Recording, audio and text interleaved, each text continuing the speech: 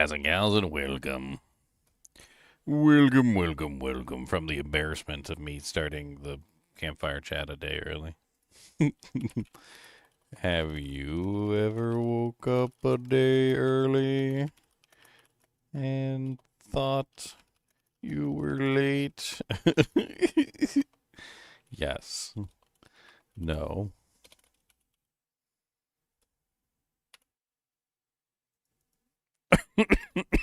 I'm dying. Oh my god, what is going on? Stop this.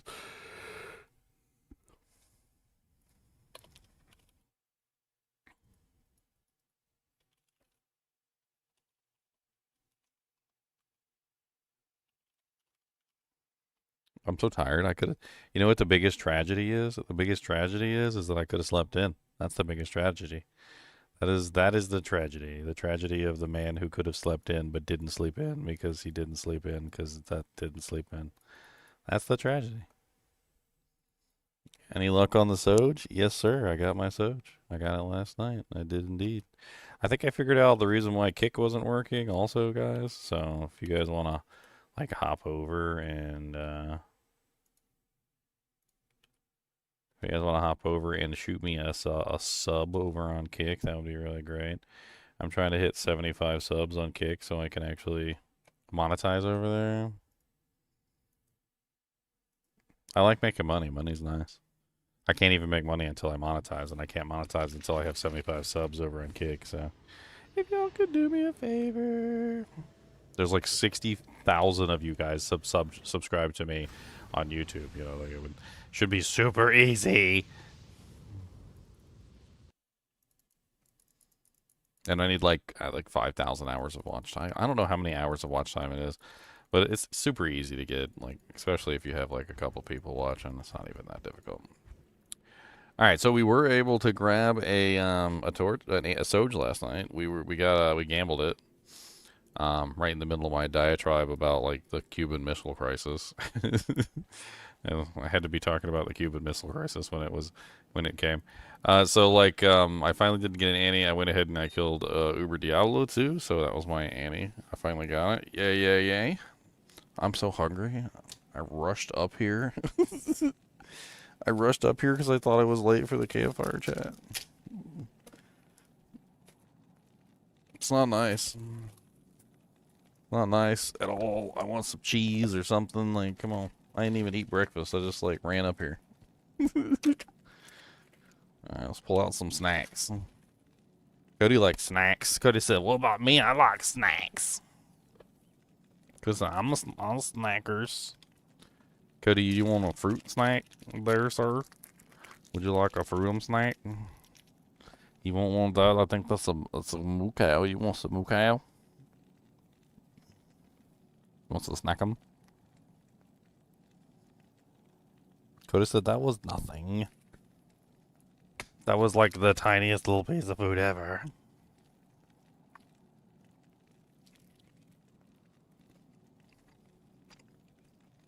Well, yeah, then I did some farming yesterday. And we've got keys. We need to get our boy, the paladin, like all decked out so we can. I still got some bread from last night. So we need to get our boy, the paladin, all decked out so that we can do our Uber run. We just got to get our resistance to the right level so we can tank Mephisto. I think that might be about the only thing we actually need to do is just get our resistances high enough to tank Mephisto.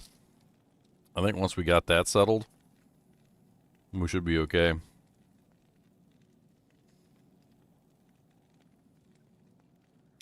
I got these all res 15 charms. I can steal from her for the time being.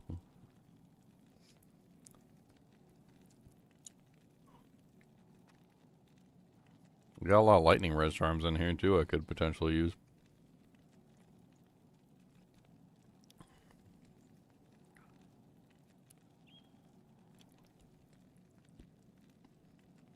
What is 9 times 3? Is that 9, 18, like 27? So 3 of these would give me a lot more lightning resistance than One of these. Theoretically. Like, 'cause lightning is the one you have to overcap by a large margin.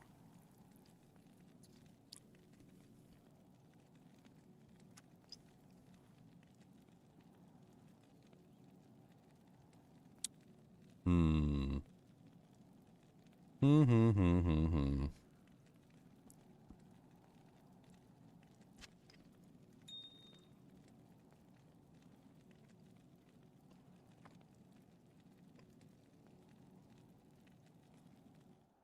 Let's go see what our resistance is on the paladin with the Annie, and let's see what's going on.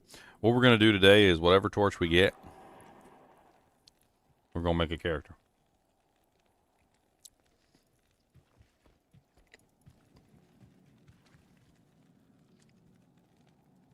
Or if I already have a character, we're gonna play the character that character, you know, that works with. All right, so let's take a look and see what we're sitting at, lightning res wise. So we got 75% fire, lightning, cold, poison. So we're at 209 lightning. Mm-hmm. I'm over here chowing down. This cheese stick's good.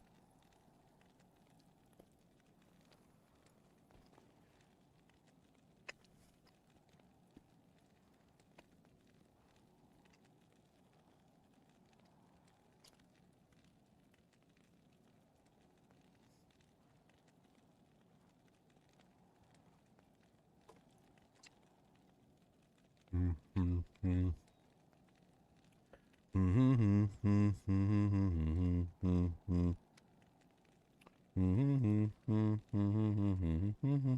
I think it's like 300% is what you need, if I'm remembering correctly. Like including Anya's. So including the Anya resistances, it's like 300. So when you hover over the resistance on your character panel, like it should say 300. We're currently at 209.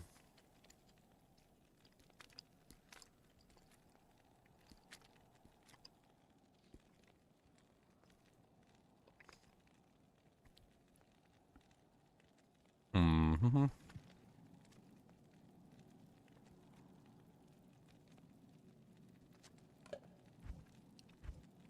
I wonder if I should just use a Blackthorns.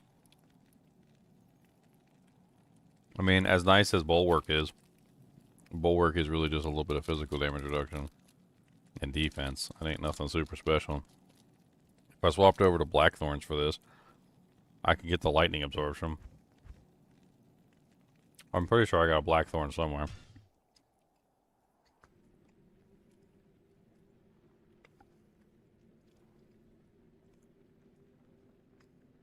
Let's go to my unique helm mule. Blackthorns is actually really good for early Uber Mephisto farming. Yes, we do. So we do have a Blackthorn space.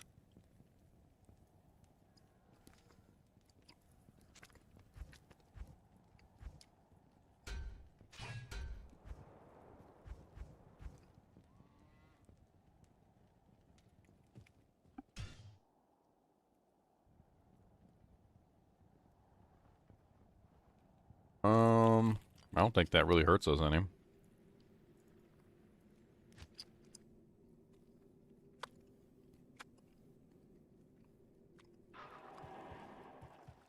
Not here.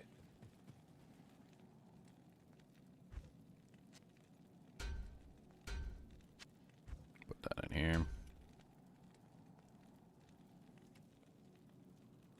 I mean, we get 50% lightning resistance and 20 lightning absorption. The lightning absorption will come in handy for killing Mephisto's lightning bolts. I mean, I guess that works fine for what we're trying to do. That still only brings us to 224, so we need to be higher.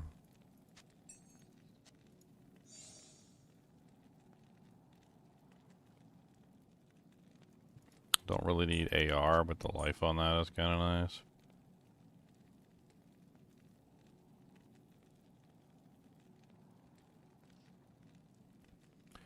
I'm running Mara's. I got Carrion Wind. We got my up Herald of Zakarum. My Herald of Zakaram.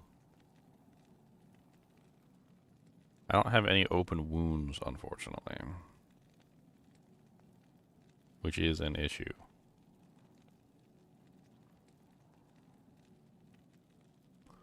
No open wounds. Because I don't have the open wounds boots yet. Poops.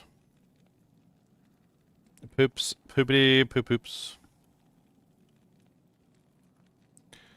Okay, so we need some sort of open wounds. Don't really know what, but we're gonna have to figure that out.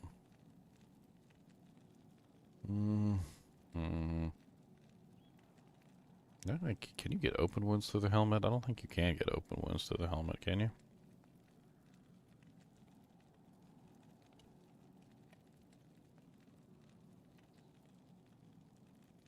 I know you can get open wounds through the blood belt. You can get open wounds through armor. There's several open wound armors. I could potentially get it through the weapon, but I'm already using a really nice crushing blow weapon, so that's kind of out of the picture. You can also get open wounds through the boots, but I don't really want to do that one either, because, well, I mean, I don't have one. That's the reason why. I want to, I don't have it. I think the belt is my only option. I think I'm gonna have to make a blood belt.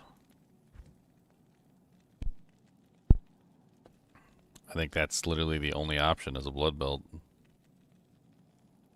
So I guess we need to do some crafting. Prevent monster heal isn't enough. That doesn't work. So craft-a-thon it is, I suppose. We've got 2 rubies right here.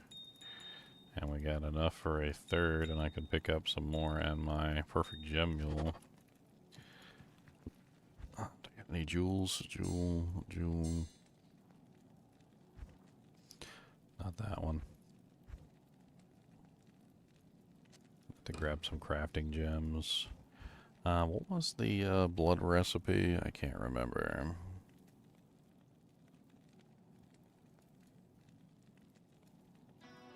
Let's get some music playing too. I think blood belt is our only choice. So it's Tal runes. Alright, and let's go gamble up some hopefully mesh belts, if not like even better. Wow. I ain't never seen her give me a good shield before. I mean, it ain't better than Haas, but I ain't never seen her give me a good shield. Look at that thing. That's crazy. +2 paladin for all res 41. It's actually not bad. She actually gave me a +2 pally with all res 41. That's some craziness. I think in the entire time I've been like getting, you know, shields from her specifically, I don't think she's ever given me one that was any like worth a damn. Like not even once. Like has she ever given me one worth a damn? And that's like the first time I've ever seen one. She's like, here, have a good shield, and I'm like, wait a minute, what? A good shield? That's crazy.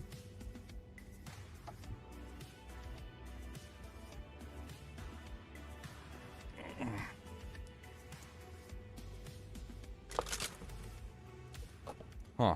I thought I had a knife up here. Am I insane? I'm insane. I'm an insane, knifeless person. Butter knife, guys. Butter knife. Just le butter knife. Ooh. I could have sworn I had a butter knife up here somewhere. Yeah, dang. No butter knife. None.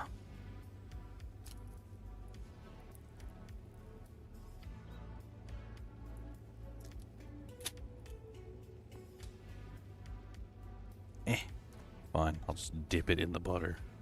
It's easier that way.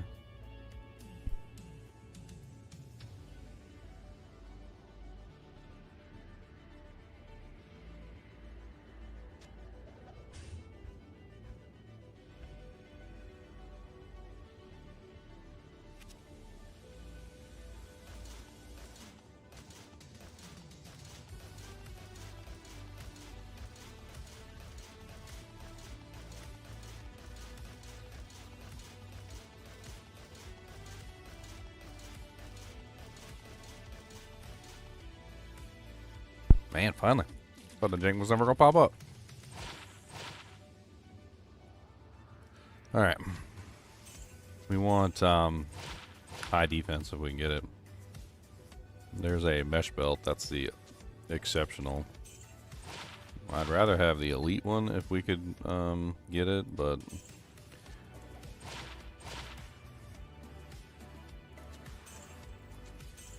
it's belt, mesh belt, and what's the elite form? I can't remember.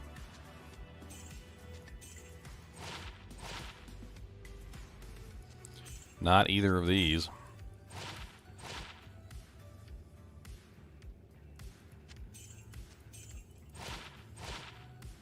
Belt, mesh belt. There's another mesh belt.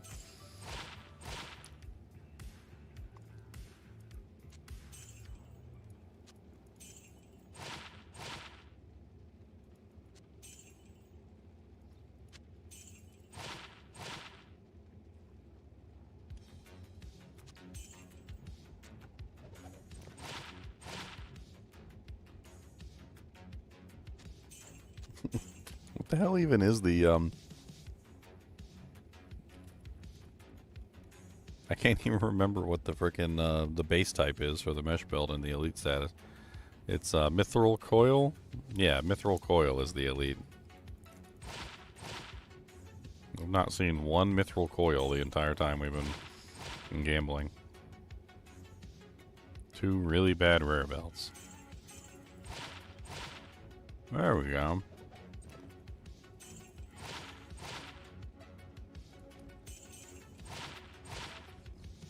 I'd rather do mithril coils if possible.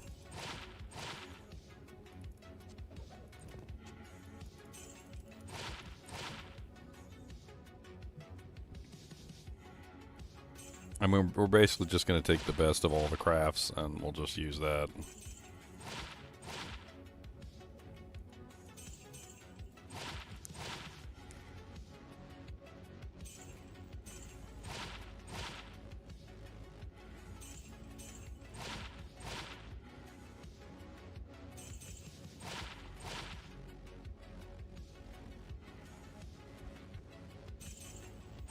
Maybe I'll get lucky and gamble over dungos.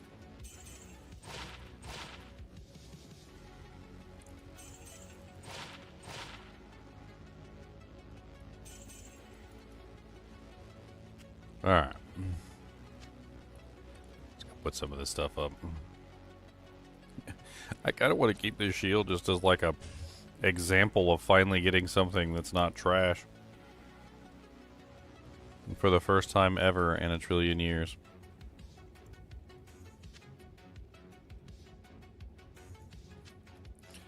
Alright, let's go ahead and craft up. So first one. 24% faster hit recovery, 6% chance of open wounds, 23 life, replenish life 4. Second. Other than the 6%, 60 life, it's kind of awful. So, second one was a bust.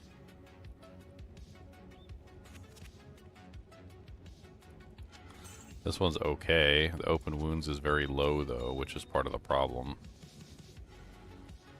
I'm only going to do mithril coils. I think I've made that decision, so I'm just gonna...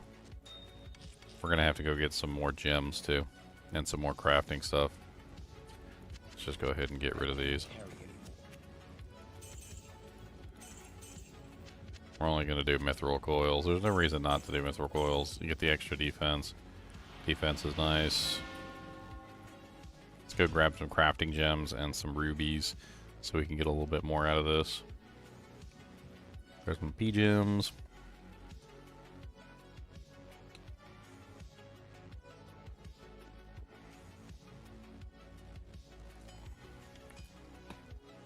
Let's do at least like we do 2 already. Let's do at least 3 more, or if not 4 more. Because I know I got 1 gem.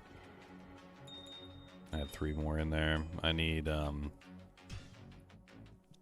like a couple crafting gems too, or jewels.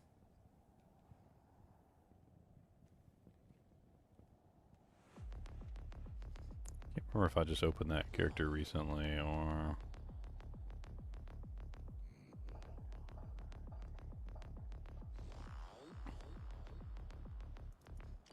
There you are. Hanging on to jewels for crafting. For these exact reasons.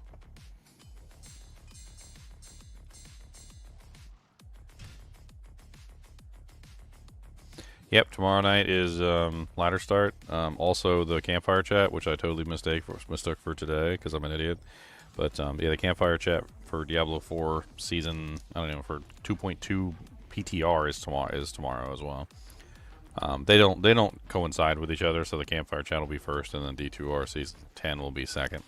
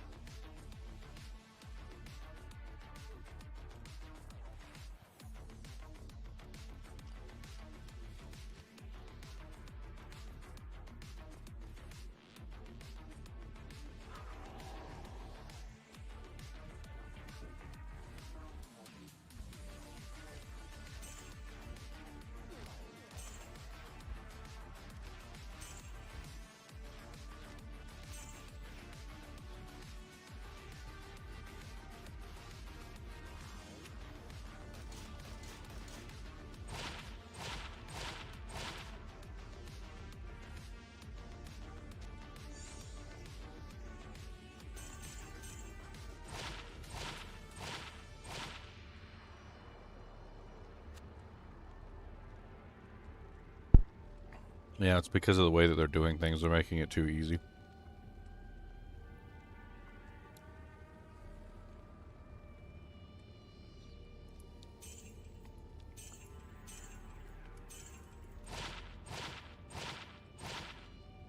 Something they've always had trouble with. They've always had trouble with understanding the difference between too easy and too hard. They don't know the difference. They're like completely incapable of understanding the difference between too easy and too hard.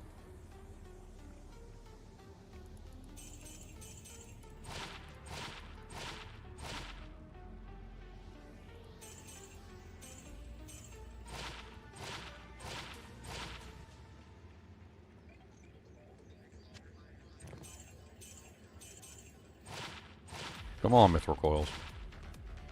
There we go, there's another one.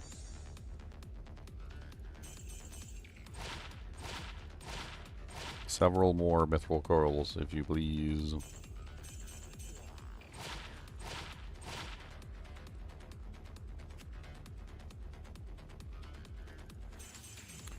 Blizzard, when they make a game or season too hard? Season 1 for Diablo 4. That would definitely be one of them.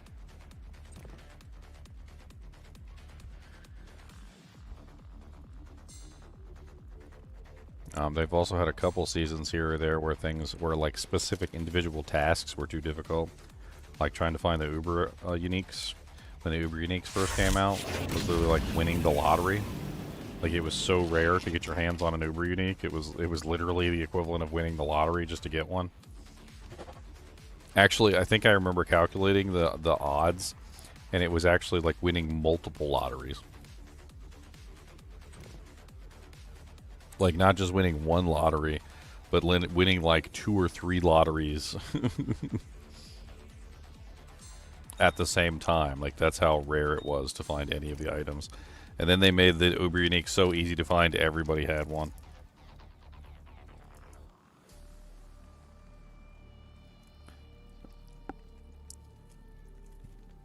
I'm not a fan of Path of Exile 1 Necrospunk, so I did not give it a try.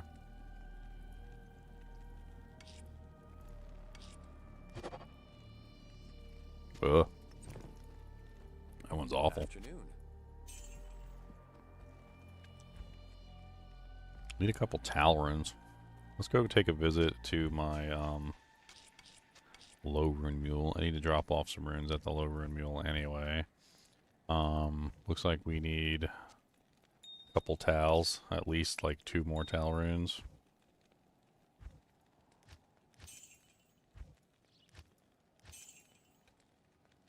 And I need to drop off some runes as well.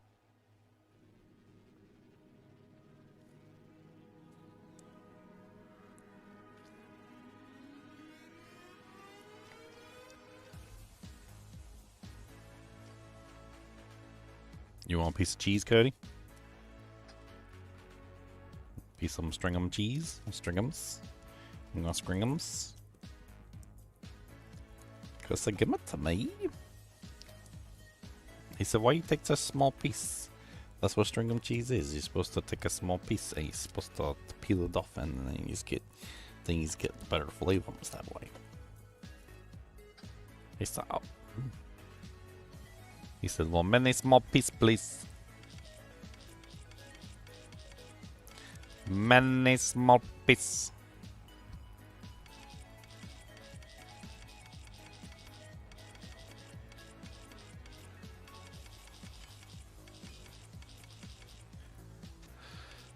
Bow, bow, bow, bow, bow. Okay, that should be enough tail runes.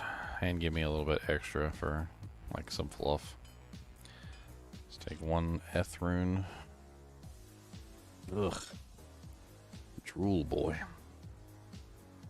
Cody, why you always gotta droolums on me? Why can't you ever not do the droolums for like a minute? Do less droolum, no droolum. Don't want droolum. He said, don't tell me where to drool. He said, you's not my boss. You can't tell me what's to drool on, and you can't tell me who to drool on. Maybe if you was less droolable, then maybe we wouldn't be in this situation.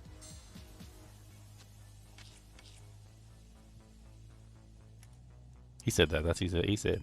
I got psychic connection. That's what he said.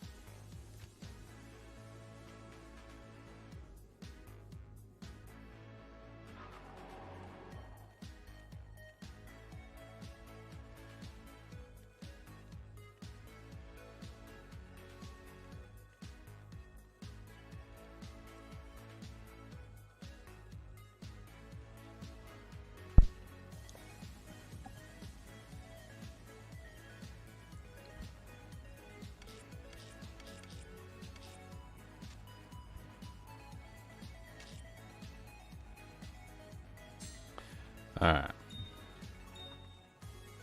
So we got enough for at least 2 more crafts. And then we got some tal runes for ourselves.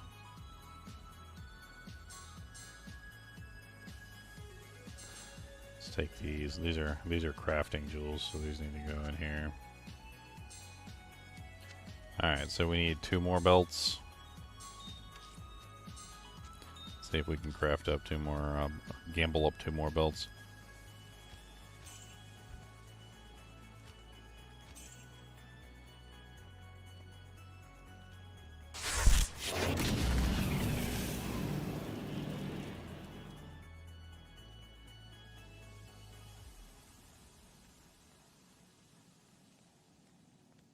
What's up, Balthazar? Thanks for the dono, man. Where did you learn to pointlessly gamble infinitely for Soj so you can get an Annie? I learned it from your dad. I got my first Geeds, 15% off Tal Rasha's built with 1 off perfect stats too. Nice, you got yourself a Geeds. Always nice to have a Geeds. That helps you with your gambling addiction, you know? You gotta have your Geeds for gambling addictions. We know you like those dicks. Those addictions.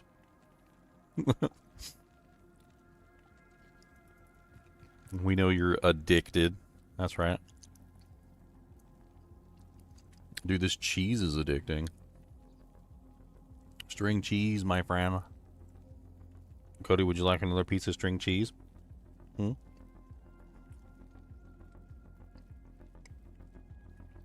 He said, don't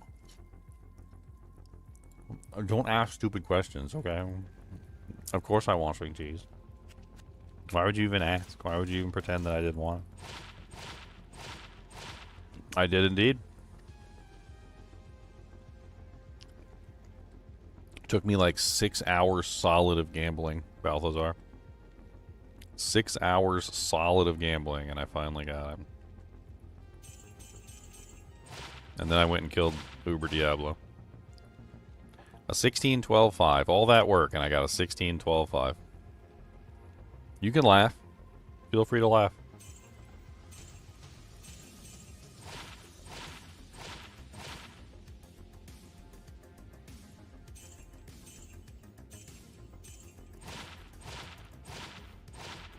Feel free to laugh.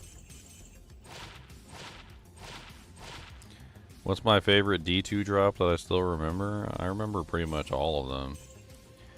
I mean, there's a lot of good ones over the years. Like, there was my Zodrune drop, which, like, I literally bent over and, like, I was in a doorway and I was, like, blocking everybody from getting through, which I thought was hilarious. And then, like, a Zodrune just, like, falls on the ground and, like, they can't even, like, come and get it. Like, they were like, oh, Zodrune! And I'm like, oh, look, a Zodrune! And, like, I bent over like I was picking up a flower on a lovely day. And, like, slowly caressed the Zodrune and put it into my pocket.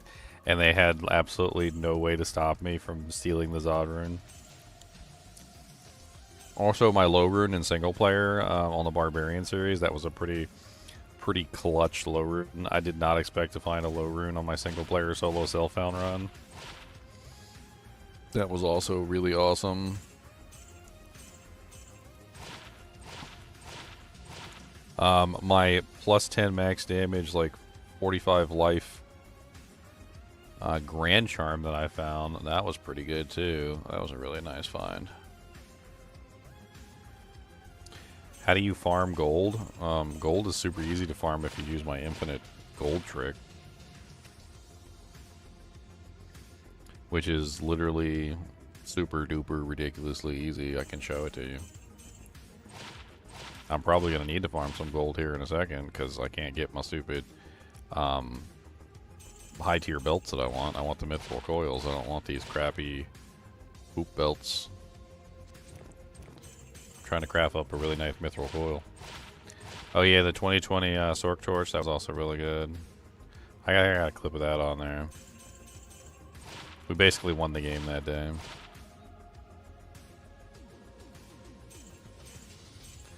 Watch a frickin' Verdungos pop out of me gambling this. Where are my Verdungos? Where are my Dungos? Where are my Dungos at? Where are my Dungos at? Where my Dungos at? Where my Dungos at? Where my Dungos at? Where my Dungos at? Where my Dungos at? Where my Dungos at? Dungo. Come on, mithril coils. Like, come on. Like, stop being so stingy with the mithril coils. I just need one more mithril coil. Like, can you do that? Can you give me one more mithril coil? Mesh belt of Atlas. 30 raw strength on a mesh belt. Alrighty then.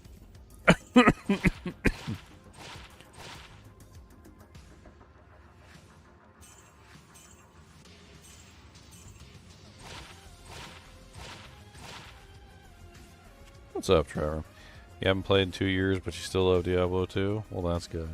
Because Diablo 2 is still waiting for you. She's been back here warming up the oven for you. Mithril Coil of Equilibrium. There we go. Alright. Wait, did I not? I thought I got another Mithril Coil. What? Did I accidentally sell my Mithril Coil? I thought I had two. See? Now I'm losing my mind.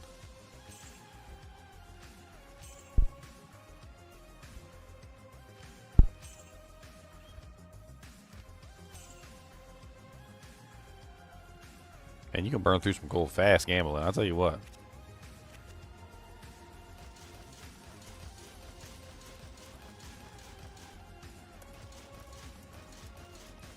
I mean, I can make some gold fast, you know, like with my little gold trick, but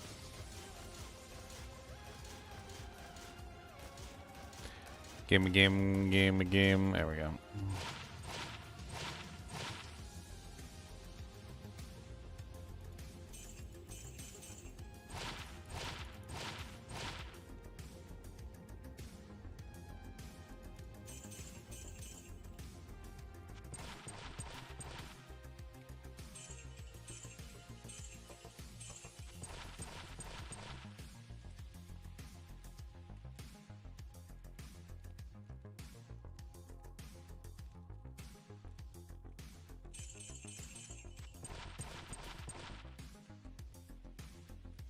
Hey, another mythical coil. Okay.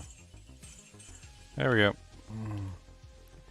Alright. Big mama, big money, big money, big money, no women's, big money, no women's. Zing! It's not terrible. Big money, no women's, big money, no women's, big money, no women's. Zing! I would roll 22 strength on it. It's 85. I can't even use it. I'm not high enough level. Alright, let's compare all the ones that we crafted and let's see which one's the best. Alright, so we got 4 open wounds belts. We got 3%, 8% open wounds with 59 life and replenish life 5. We got one that I can't use, but it does have 22 strength on it. It is missing. It has relatively low life, only 7% open wounds. Then we've got the Skull Buckle Mithril Coil, which is 24% faster hit recovery, and then it has 8% open wounds. It doesn't have very much life or like replenishment on it though. And then we also have this one, which is 24% faster hit recovery, which does have life and replenishment, but it's only 6% open wounds. Now, since this is our only form of open wounds, I think maybe this one might be the winner, or this one. I mean, 8% open wounds with 59 life and replenish life 5 is pretty nice. We also got faster hit recovery. I don't even know if I need the faster hit recovery, though. I feel like the life and the replenish life would probably be better than the latter. I think we keep the one with strength on it no matter what, and the one with faster hit recovery on it no matter what. I think this one... I think this one sucks. What's up, John?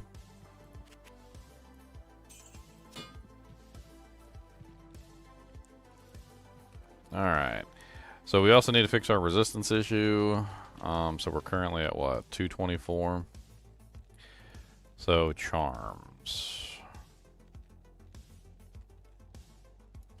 I mean, if we take both these 15 all reses, that brings us what, to 254? Still not quite enough. We could use treachery pre-buff. Treachery pre-buff will work. Like, that's not an issue. I think that'll actually push us over the top, so we'll probably just end up grabbing treachery pre-buff. Pretty sure I've got a treachery armor around here somewhere.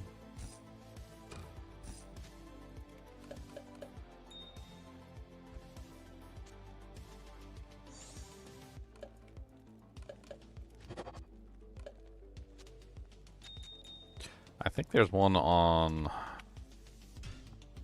at least an ethereal one. It doesn't really matter since it's just for pre-buffing. I think there's an ethereal one on my my sorceress's mule merc.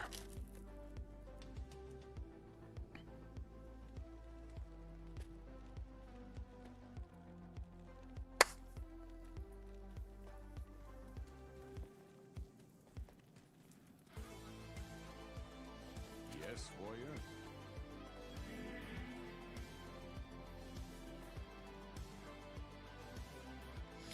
We can also stack on a couple of these lightning res charms. I can give them back to the sorceress later.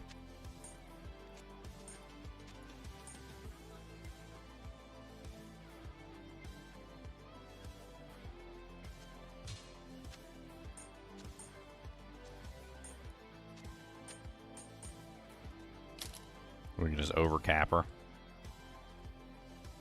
There's treachery right there. Can use that for pre-buffing.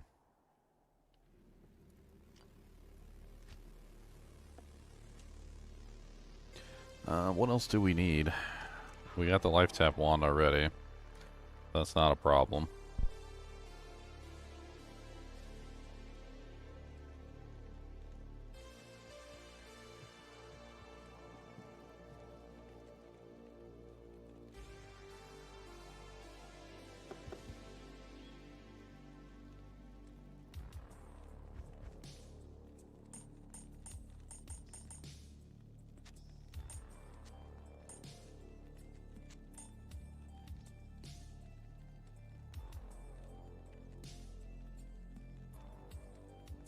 That actually puts us at 317 without the treachery. So like we're golden for resistances.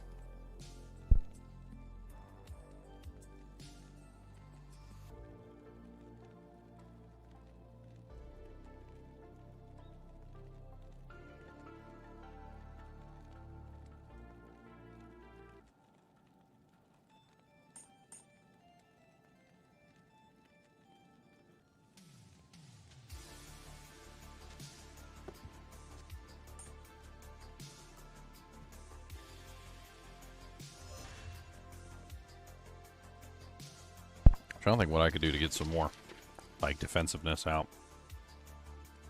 We're using Duriel Shell right now. For the Cannot Be Frozen, we don't have a Raven Frost.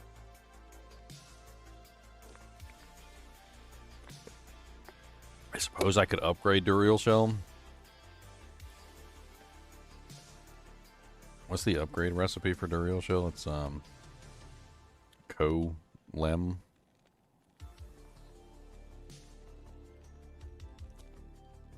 Yeah, Co-Lem. I don't even know if I have another Lemrin. I don't think I do.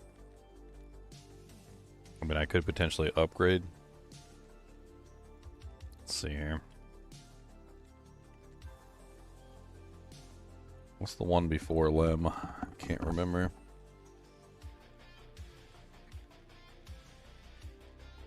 Lum goes to Co goes to Foul goes to Lem. Okay, so we can take some of these foul runes. I've got a bunch of foul runes. 2, 3, 4. I've got 4 fouls. We could take some of these fouls and turn them into a Lem. So we need...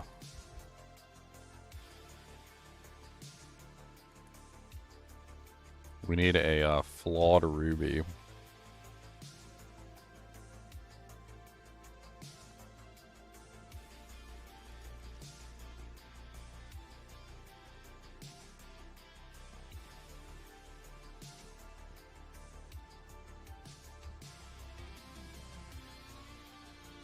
I believe that's a flawed ruby anyway. Am I imagining? Or is that a chip? I think that's a flawed. I'm pretty sure it's a flawed. I mean, I can just grab one of each. Like, it's not really that big of a deal. I can just grab both. Just in case.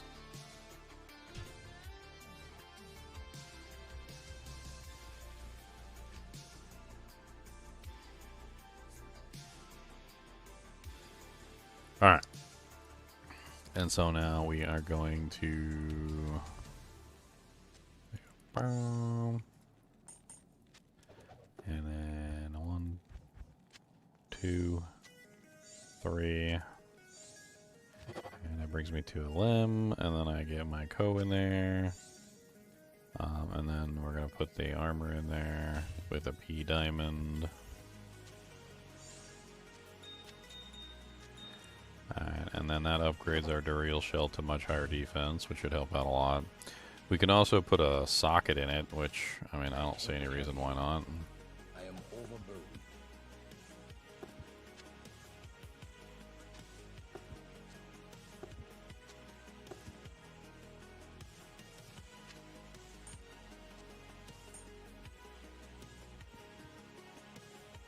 You got a dentist appointment. That's terrible. We'll have him pull up some GGM in the lobby so you can watch some GGM while you're waiting on the appointment. So we could socket him. I got socket quests all over, so let's just go ahead and get this thing socketed. What are we gonna put in it though? What the hell do I even put in it? I don't even know.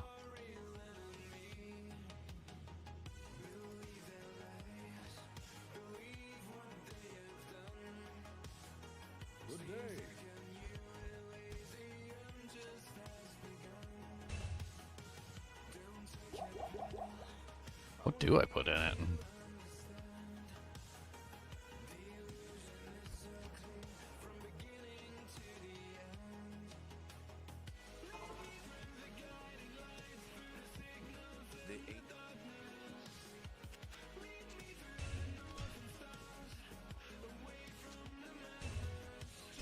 I don't even know.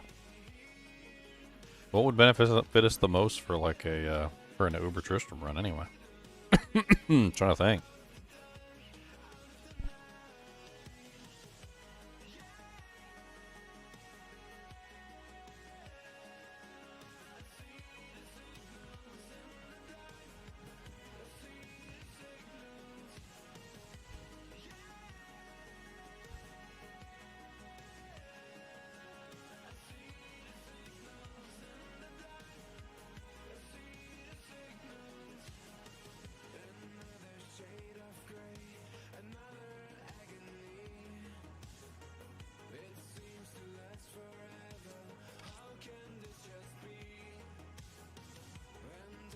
How about a burr rune, guys?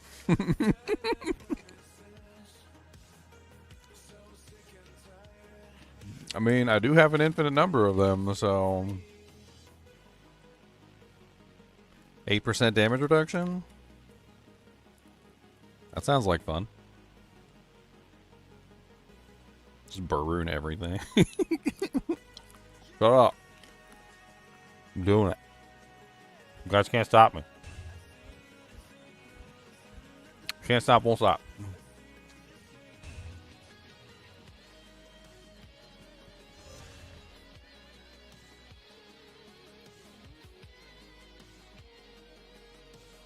Can't stop, won't stop.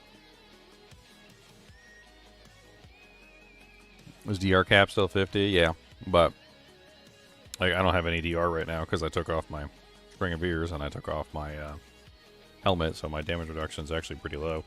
I think that 8% is the only damage reduction I have at the moment.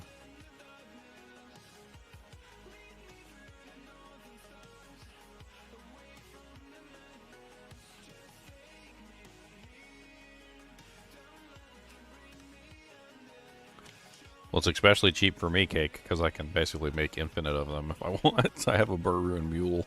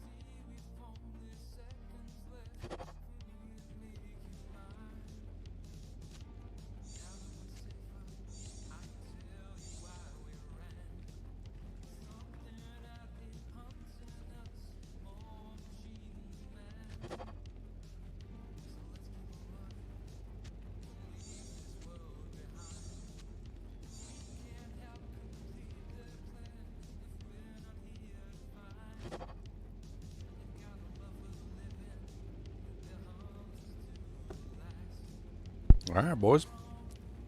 Let's go farm up some organs.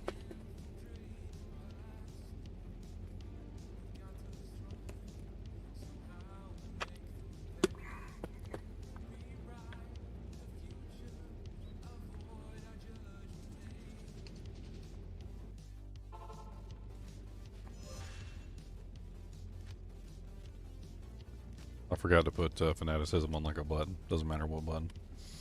So I can scroll between it.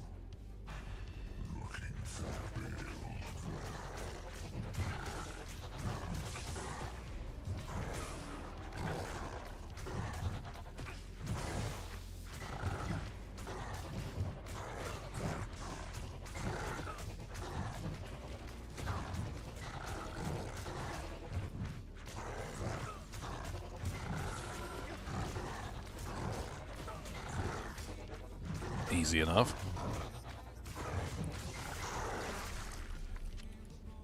Alright, we got an eyeball. Oh, I got my magic heroes on already on single player, so that'd be fun. And we can go straight to the Amazon.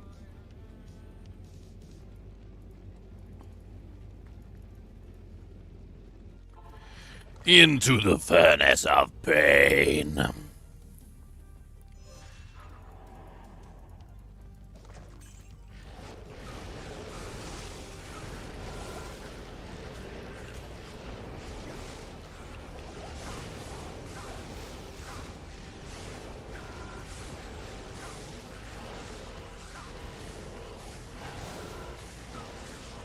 I hate these guys. Move around too much. Sit still. Sit still. Sit still. Sit still. Sit still.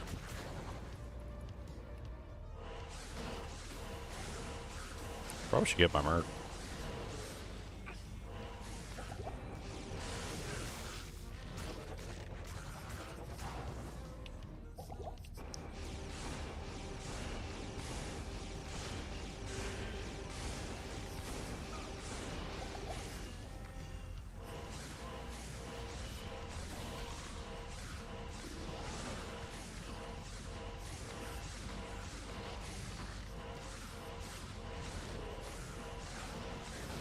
Nothing like being a FOH smiter. Infinite options available to you. AoE, single target, super single target, melee, caster, ranged.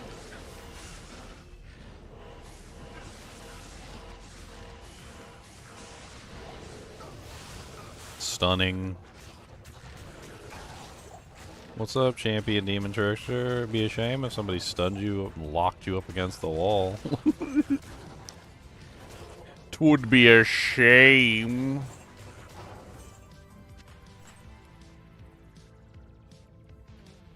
Let's save the full GVs for when we actually go fight like the real bosses and stuff.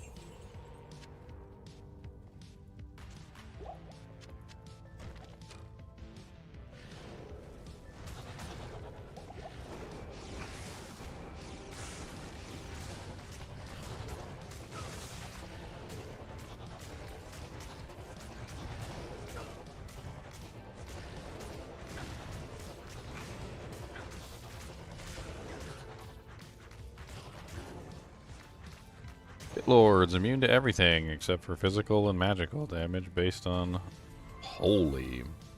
They're immune to magic, they're just not immune to holy magic.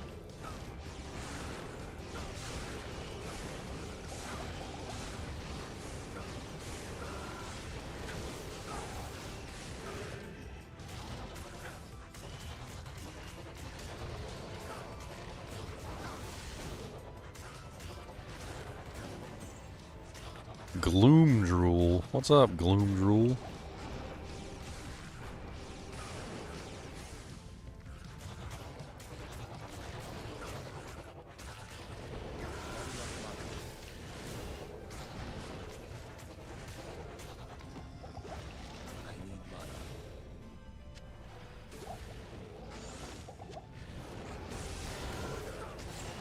I need my merc. I don't know why I didn't go back and get my merc. I need my merc.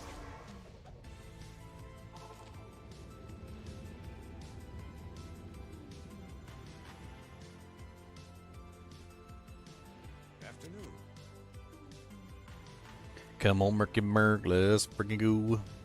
Come on, Merky Merc, let's freaking go. Come on, Merky Merc, let's freaking go. Come on, Merky Merc, Merc, Merc, Merc, Merc.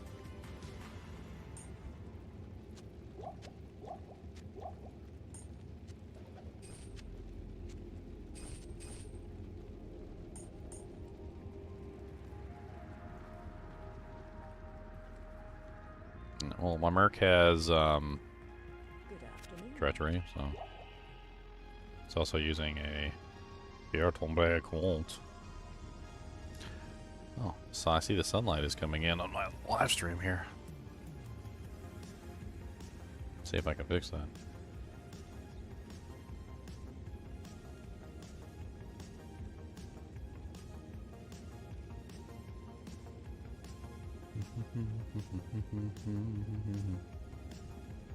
Huh.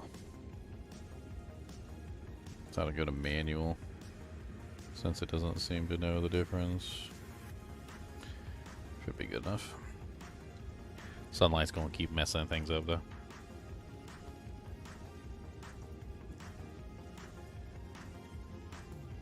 That's just how the cookie crumbles.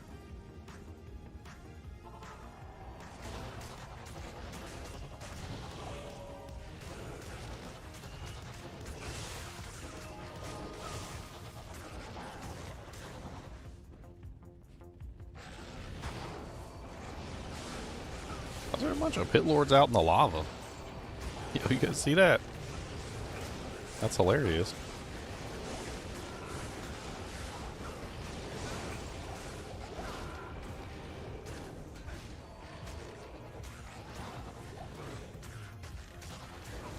I am overburdened.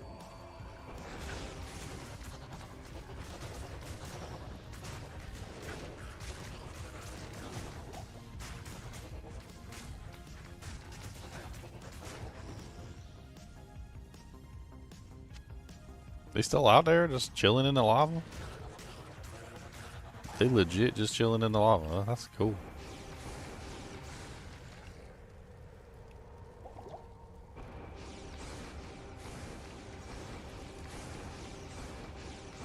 Not enough mana. Soul White the Shade. Why does he take like no damage from my holy bolt? Like, what the hell?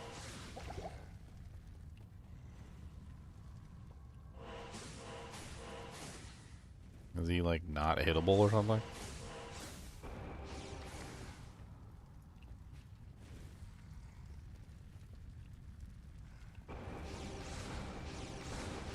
I don't think he is hittable where he is. I think there's something wrong with like the location. Watch a freaking really good item drop out there and I just can't get it. Like, oops.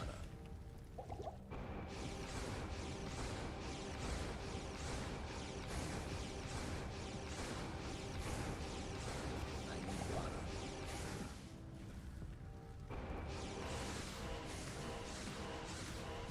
Yeah, I can't kill the last one.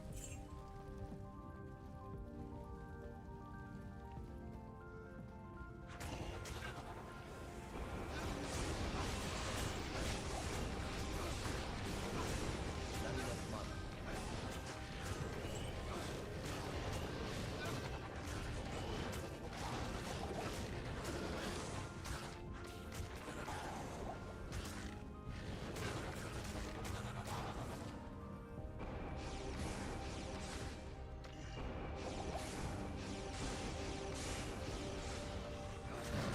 Hey, what's up, Izzy? Okay, hold on a second. We got lower res curse on us. Let's not fight Uber Iswal with lower res curse. He does use he does happen to use Frost Nova, so that would be unfortunate.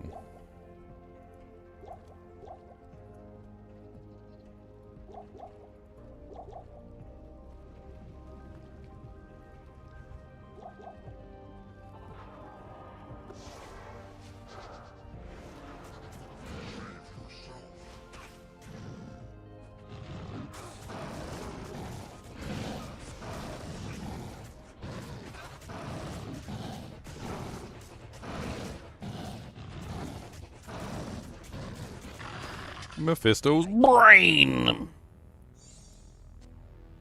His brain.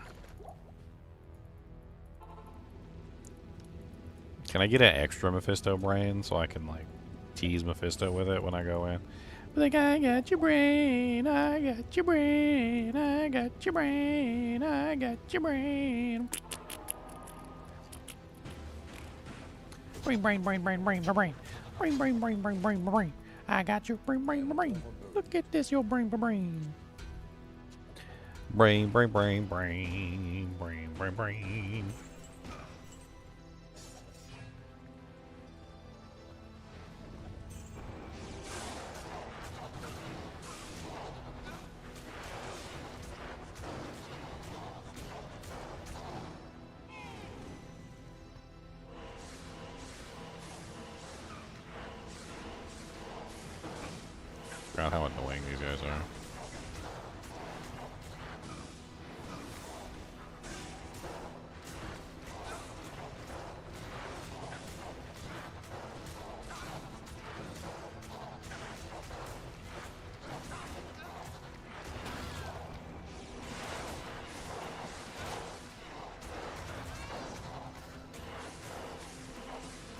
Alright. We just gotta find Lilith and go slap her booty cheeks in.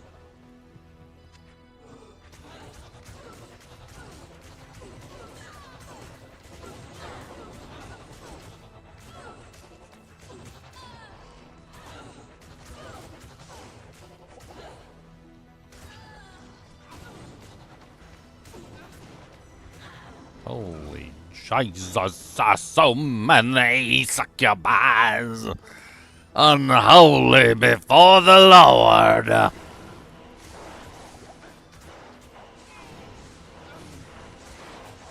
gonna fire holy bolts through the door.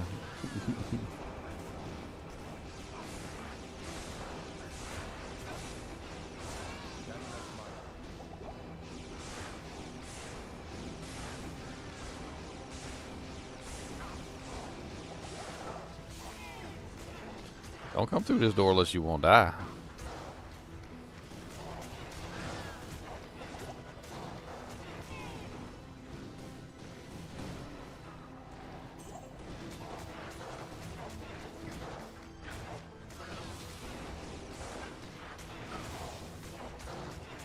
Hell, Tim tries.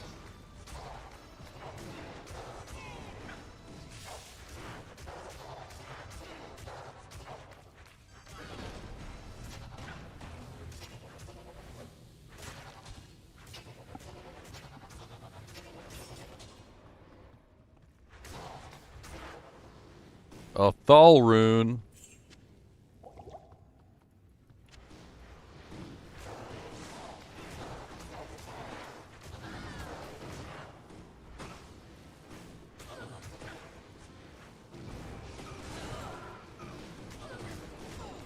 Plague flame.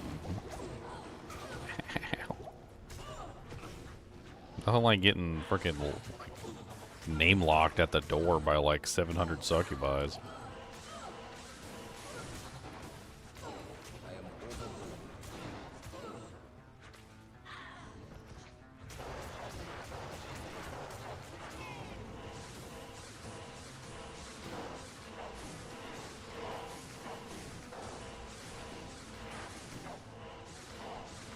Look here, Hell Temptress. Nobody like you. This place is always like such a pain in my butt. There's so many monsters in this one. Comparatively to the others, this one is insane. And there's so many line of sight, you know, like to protect the minions with.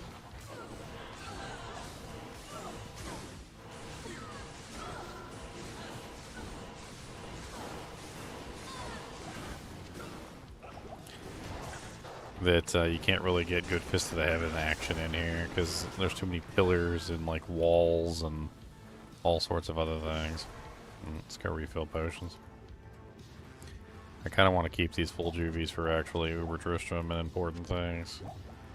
I forgot to go stock up on full juvies for my full juvie mule beforehand.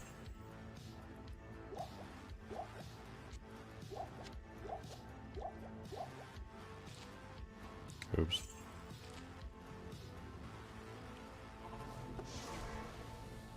So many flying scimitars. Stop. Stop. Stop.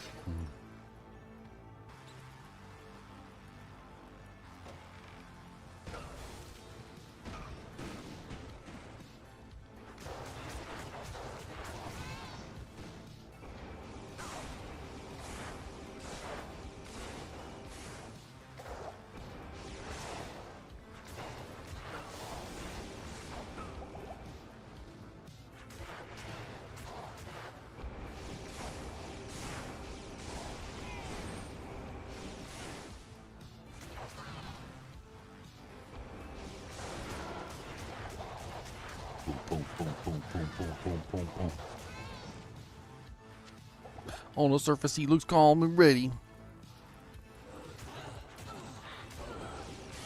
I'm over here focusing. I'm trying not to die. My like first torch run of the single player account.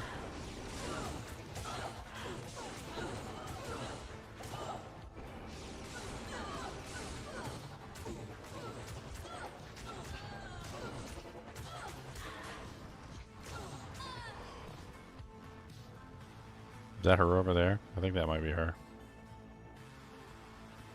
A lot of the times she shows up as like a lit area.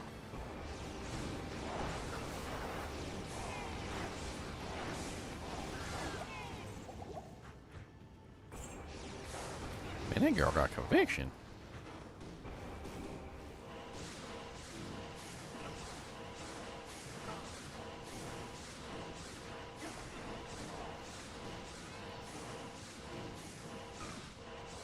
Did I gamble the Soj? Yes, I did. I said Soldier bust Atlantis. If I hadn't gotten a Soj, I still would be online right now gambling a Soj. Like, if you would have logged in, pulled up my live stream, and I would have still been gambling. Soldier bust means Soldier bust, my friend. Single player solo self-bound? No, this is not solo file self-bound. This is solo account found. I'm doing a single player account. So this is solo account found, which is SAH. I already have solo self-found characters. Those are separate. I already did a solo self-found Uber. That was on my my paladin, my solo self-found P8 paladin run. This is gonna be a lot easier than that one. How long did it take to finally gamble? It was like 6 hours. 6 straight hours of gambling as fast as I possibly could gamble.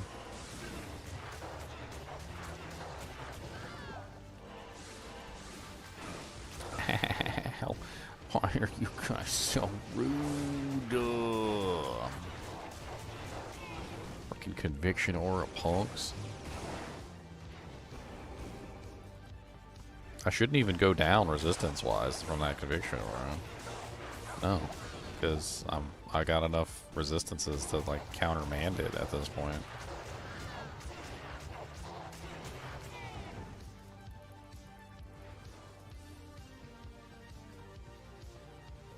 Yeah, it's not a good one. I was kind of upset. I got a 5% EXP. I didn't roll like good on any of the stats really. I mean, it could have been worse. I could have been a 10-10-5. But it was a 16-12-5, which is pretty darn close. Pretty grody. Pretty grody. Oh look, there she is. And I got Amp Curse on my head. Let me put a portal up real quick. I told you that was probably her. I could see her through the wall.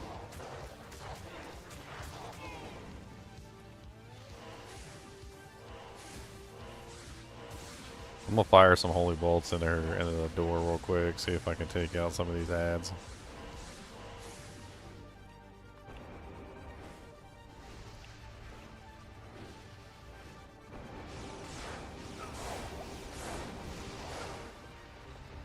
Whee! Okay, potions. Let's get the potions under control. Let's go ahead and put those juvies in there. We need some mana pots. Of course Mala doesn't have any mana pots. She's filled up with crap. What's up, Tomas? How's it going? We're about to get our first torch. For my single player account. First torcharoo. Torcharoo-a-poo-a-doo. 1 lil, 2 lil, 3 lil, torcharoos, 4 lil, 5 lil, 6 lil, torcharoos, 7 lil, 8 lil, 9 lil, torcharoos, lie in the torcharoo. Let's get the Merc. He can act as a temporary sacrifice when I go through the portal. Switch over to Life Tap Wand. Cast up. Make sure I'm on the right shield.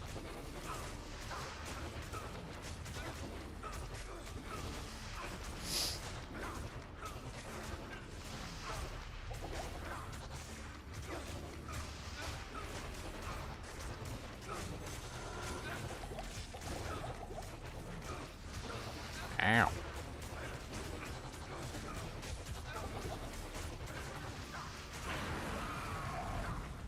Life tap wore out. That poison's nasty. Good afternoon.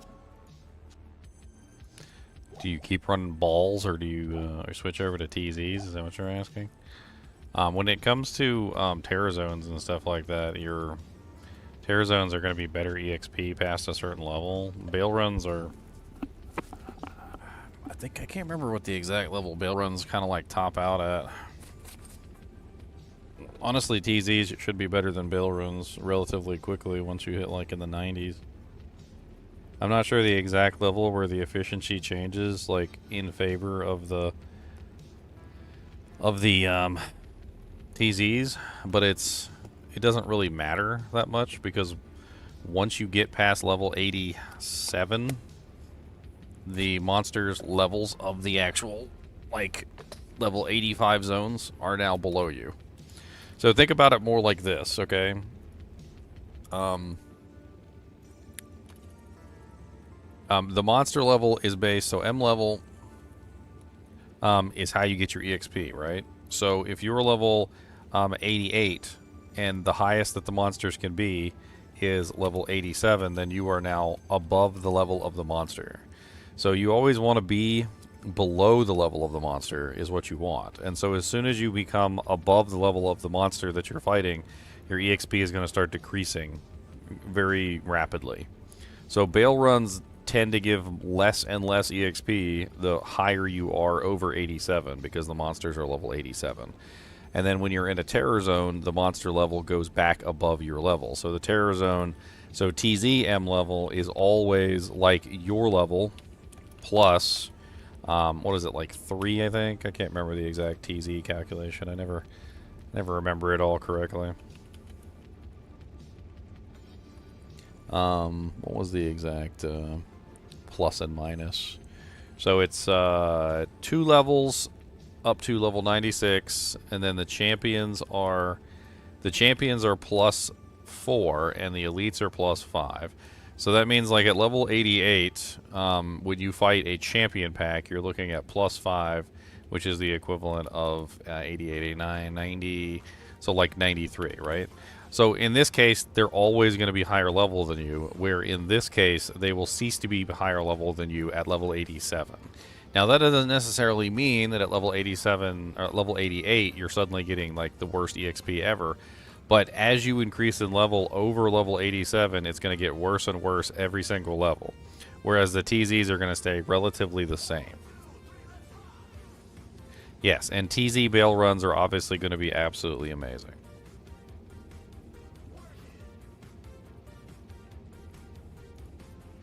The hell am I listening to? Now push it. Push it, push it, push it, push it, push it to the limit, baby.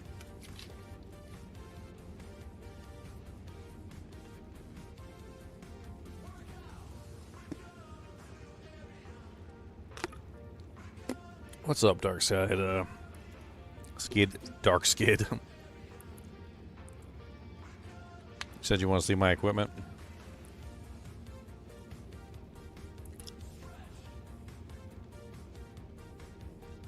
Herald of a Zacharoom and a black thorn's face, got a dire Mars kaleidoscope. Carrion wind, mithril core for the open wounds. Boop, boop, boop. Ba la la la la la. Dee dee dee dee dee dee. Ba do do do do do do. Boom, boom, boom, boom. Ba ba ba ba ba ba ba. I just noticed I got some items that need to be removed. That 100 poison damage over 5 seconds. Has no place.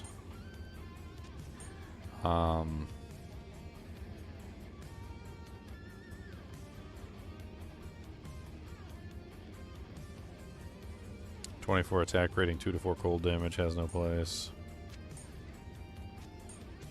Once I switched over to Smiter, I forgot to like pull stuff like that that was giving me basically no benefit. Good, I can hold some extra mana pots, which I'm probably going to need. Where's the Drax, Exiles, and Grief? I probably won't be making a Grief Passion. I'm an anti-Grief person. You know that. Anti-Grief, anti-Enigma. That's my stance. Besides, it's not even best in slot for this build. BIS for the build is Astrions. Of course, finding an Astrions in single player is going to be a little tough. Heck, this is better than a Grief anyway.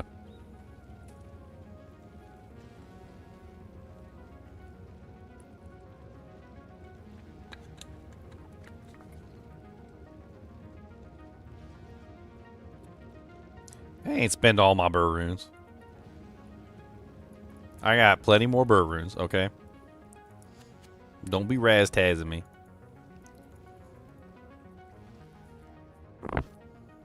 Alright, I believe we are ready. We've got 299% lightning res, so we are ready. We could do a treachery proc just for the additional physical damage reduction. I think the physical damage reduction might be worth it. We don't need the res, but it could be fun to go get the physical damage reduction, so we can go do that. Let's go ahead and pop the portal. Actually, 1, 2, 3. Let's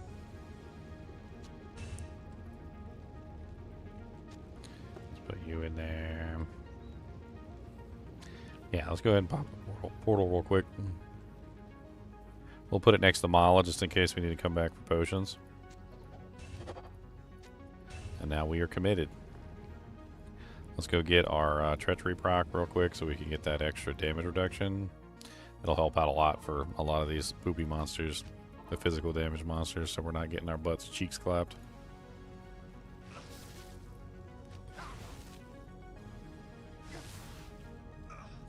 Wow, did it already proc? It already procced. Wow, fast proc.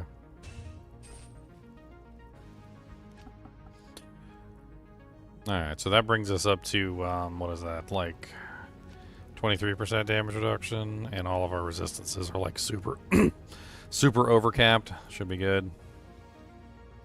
I don't necessarily think our minion, our merc, is going to do much in there, but we can bring him, because why not? Let me also repair my, my wand real quick. I don't know how many charges I have left on... Wait, no, where's the good one that I frickin' purchased yesterday? The one that has like the level 5 life tap. Didn't I literally purchase a level 5 life tap wand? Yes, I did. There it is right there. Sweet. Don't need that piece of crap anymore. Yeah, level 5 life tap, 97 charges. Way better than level 2 life tap. No wonder. On the wrong wand. Okay. Alright, check. We got everything.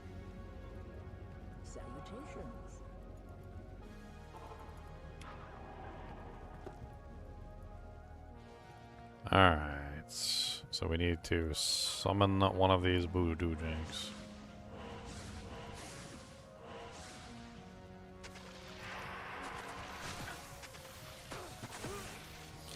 Merc's already dead. He didn't go inside the house, did he? Okay, good.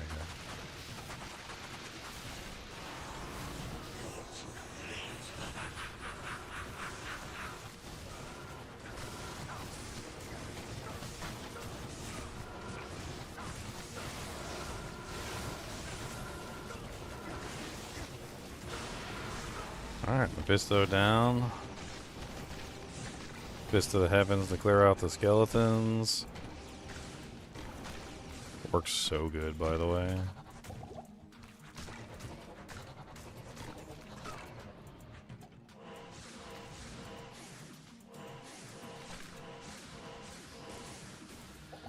Alright, not bad. You can go top up on health and potions.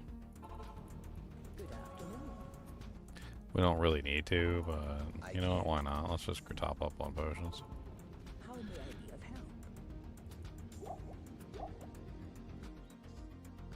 Alright, now we go down here, summon Bale. Bale likes to come down in this corner. Gotta click on the ritual cow for good drops.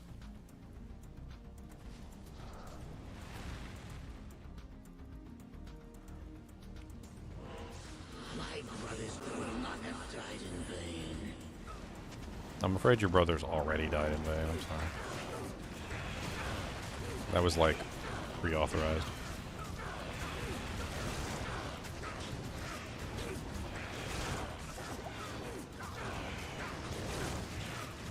I hate how he steals all your mana. As a smiter, it's kind of a big deal. I don't have mana leech.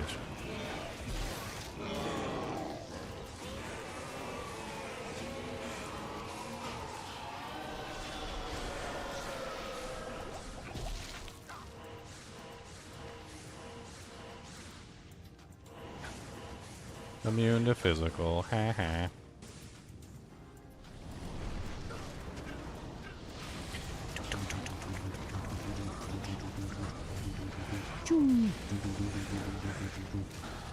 I really don't want to get like stuck in that freaking like pile of pit lords.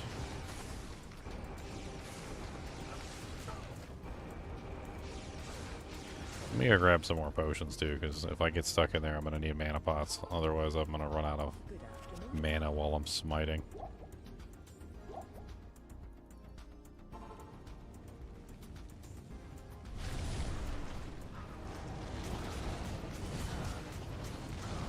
I basically just drug the pile of pit lords away. That's all I did. The initial, like, huge number of pit lords that likes to spawn.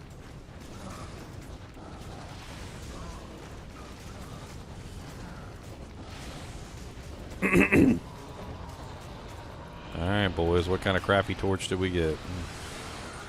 That's the question. And my first ever standard of heroes.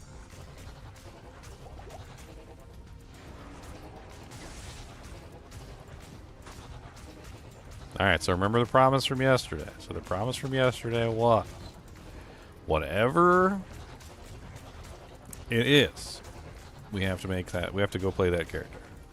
Even if we don't have that character, then we have to make that character. Okay, so that's the rule.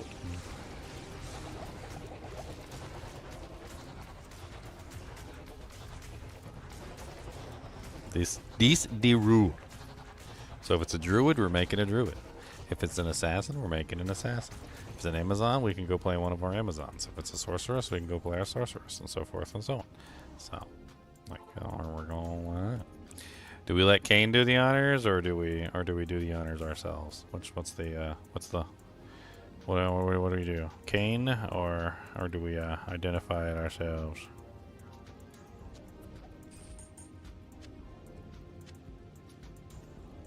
Kane gonna do us dirty? Is Kane gonna do us our dirty, isn't he? He gonna do us dirty rotten. Kane gonna be like, oh, it's a druid 10-10. Oh, I can't believe you want me to throw this away? Like, this thing's hideous. This is hideous. I could just toss this in the garbage for you. Like, it's no big deal. Like, I'll just. It's got a little doo doo on it too. I don't know. It kind of stinks.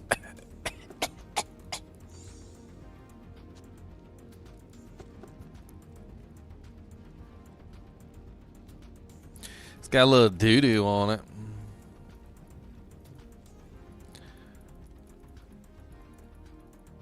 Stay a while and listen. Alright, you guys ready? Kane, don't do me dirty. Don't do me dirty, Kane. Don't do me dirty. Don't do me dirty.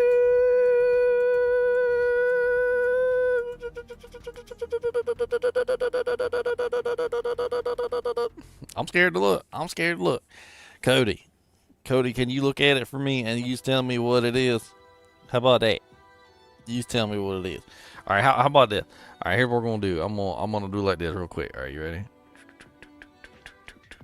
All right, what was it? Was it good? Let's try it again. I ain't gonna look. All right, was it any good?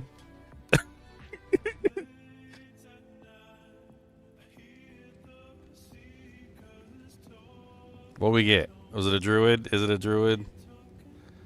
It's a 3 druid 15-12. Ugh. A 15-12 doo-doo.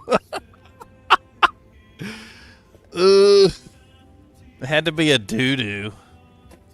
Had to be a doo-doo one. Cody, it's a doo-doo. Cody said it's a doo-doo? What's about a doo-doo? He said, who gotta go doo-doo? I don't gotta go doo-doo. He said, no, this is not doo-doo down. So poopy. Well, we still gotta make a druid, though, because I don't have a druid, so... So what druid am I making? That's the question.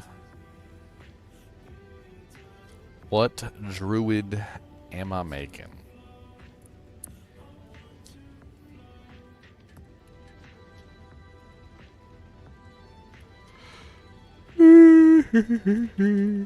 Let's take a look at a skill planner real quick. And I'll sit here and mull it over in my brain. What I want to actually do.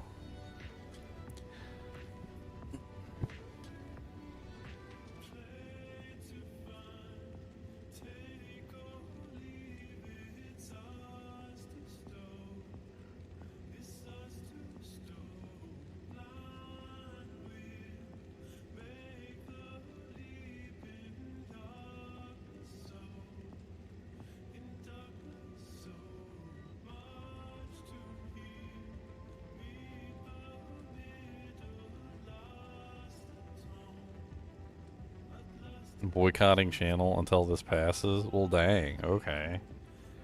He'll wait and to hear what I'm gonna build? Well, fine. Dang, that's rude.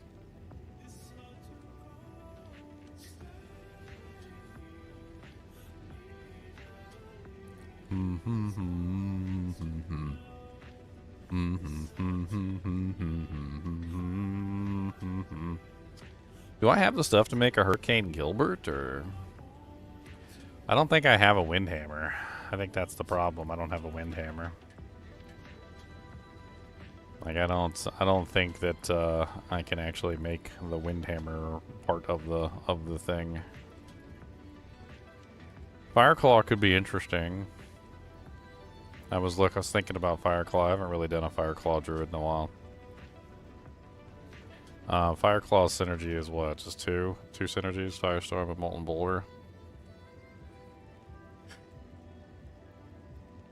I'm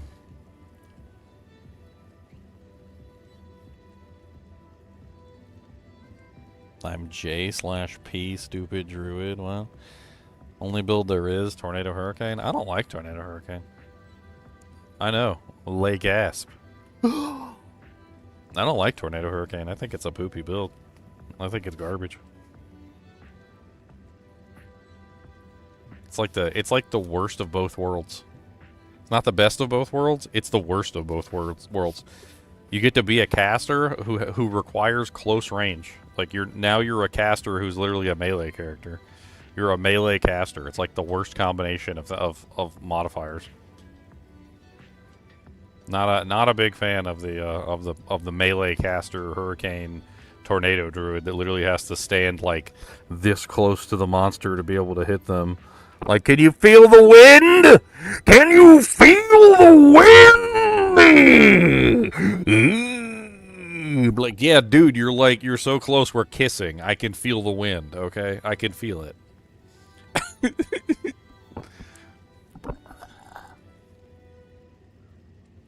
It's not my favorite kind of a character. I have to admit. Fire kind of sucks. I don't think I want to build a fire druid, so that's pretty much out of the question. Maybe something to do with summons could be fun. Melee sounds fun. Maybe Fireclaw. I haven't done Fireclaw in a long time. Atlantis said, but still somehow miss. You're not wrong. You're not wrong. You literally will still somehow miss. You're like literally so close you're kissing them, and somehow your NATO still misses somehow. It like shoots right completely and just absolutely misses the target. What level is Fireclaw? 18?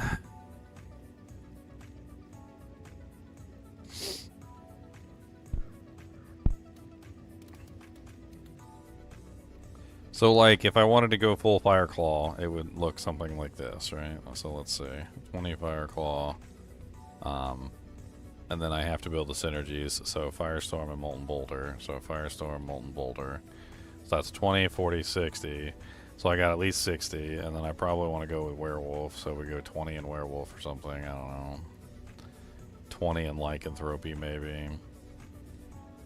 It's for the HP. HP's nice. I also don't like my my werewolf form like wearing off like really fast, so having a longer werewolf form helps out a ton. What does that leave us with? That leaves us with like basically nothing. So assuming we do like a moderate amount of points, like maybe like 5 points there, like 5 points there. I mean, we're still sitting on like that's level 62 just to even get that far.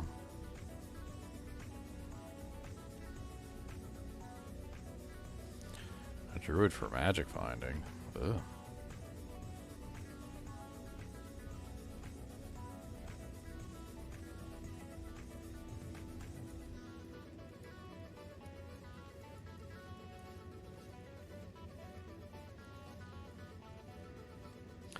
I was thinking about a Thorns Druid. I thought that could be kind of interesting. Go with like maxed out Spirit of the Barbs. And then like stack on Thorns from a Mercenary. And like go down that direction. Druid's never been the tankiest creature in the universe. And like if you set it up properly, you can definitely get some pretty interesting Thorns damage. Like flying into the mix. That could be really fun. Do like Spirit of the Barbs plus, I don't know. Trying to think. Yeah, Spirit of the Barbs like plus Thorns. Maybe try and set up a Thorns, like a specifically a Thorns Merc that has like double Thorns.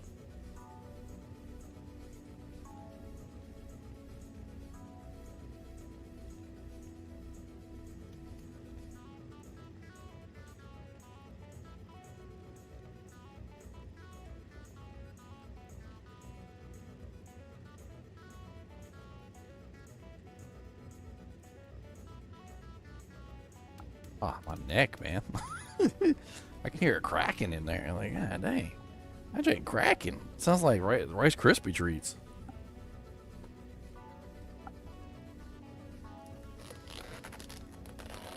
I've already done a shape-shifting Hurricane Druid. Mehet Simadang. I called him Hurricane Gilbert. Did that whole thing one season. It's a fun build. I don't have the Windhammer or the Stormlash, though, to make that work, so...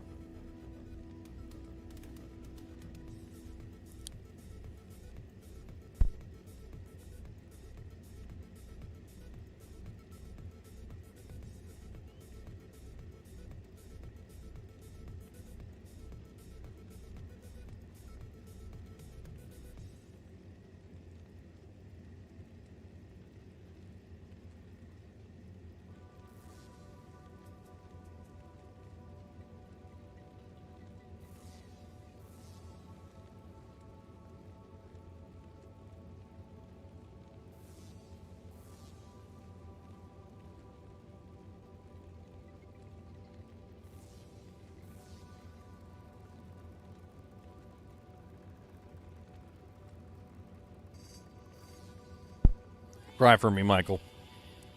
Cry for me, Michael. Because that torch is awful.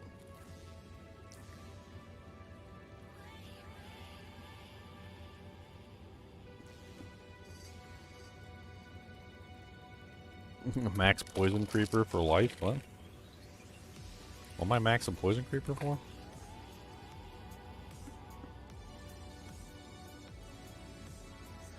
What about a shape-shifting doo-doo?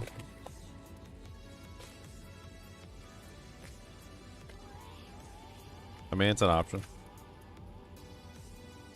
Could be an interesting choice is to go like shape-shifting slash.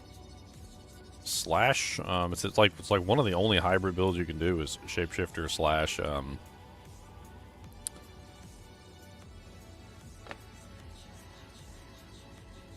slash summon.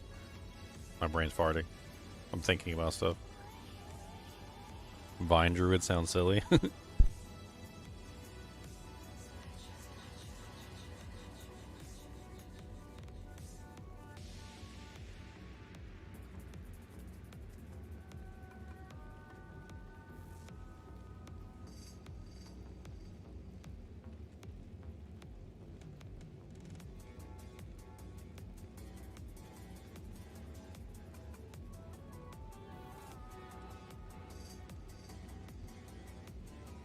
I don't know, the idea of a Thorns Druid sounds kind of interesting. It doesn't sound like a bad idea. I'm trying to think, like, how can I implement it? Edge bow is obviously an option. I can also use Thorns potentially from the Act 2 Merc. But there's also Bramble, which could also be an interesting option.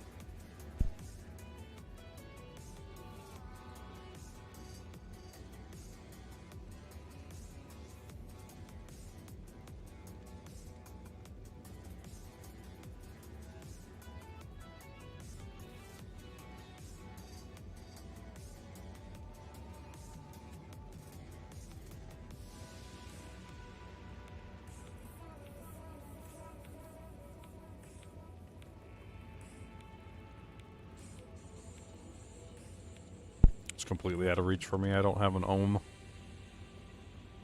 or a sir. Can't transmute birds down either. It's unfortunate.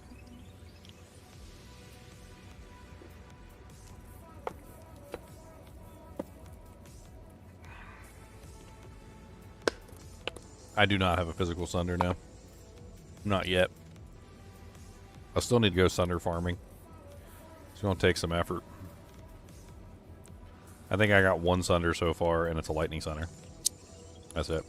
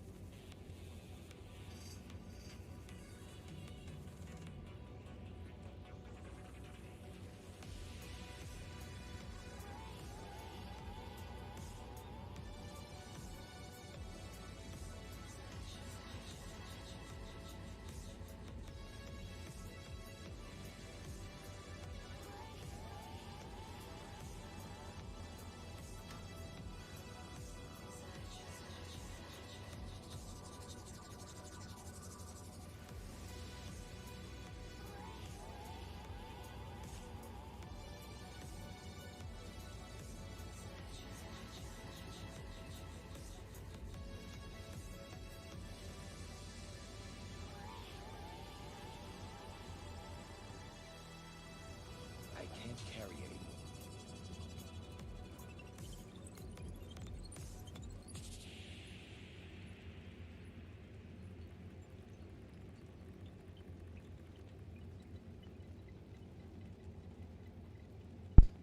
I mean, for Spirit of Barbs specifically, yes. Because attacker takes damage doesn't require you to actually be hit. But Thorns, the return percentage on Thorns does require you to be hit. So if you're trying to take advantage of both, you would want werewolf form, because you don't want the extra defense.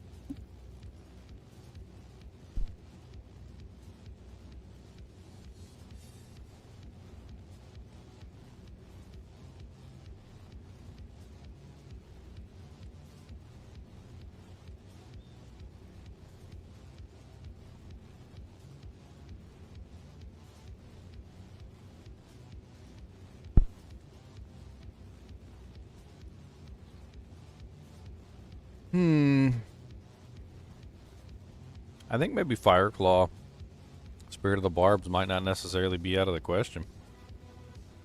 It doesn't seem impossible. Like, I'm looking at it right now, and I'm level 84. I've got 20 points in both synergies. I've got 20 points in the Fireclaw. I got 5 in Werewolf and 5 in Lycanthropy. At which point, you could start padding out the rest, so it would pretty much just be, like, grabbing whatever you want, like, just putting your points in. And, like, at level 99, we would have, like, 12 and 13, or we could pull points from that and stack it into here. So you could have, like, level 20 Werewolf for the speed, or you could go the other way, and you could just keep this at, like, level 5, and you could stack it into Lycanthropy. I mean, there's definitely some options here. Like, it doesn't seem like it's a terrible build.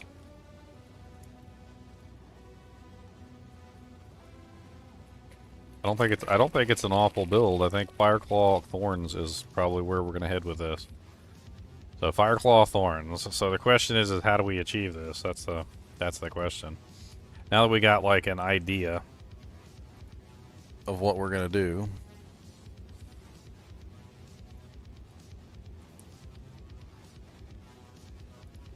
Let's go ahead and make our character.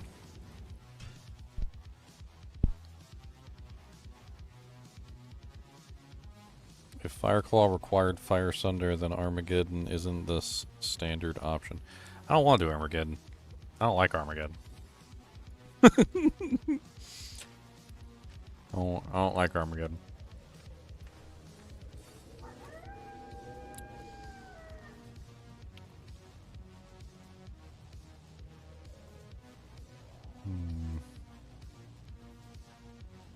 What is the name of that?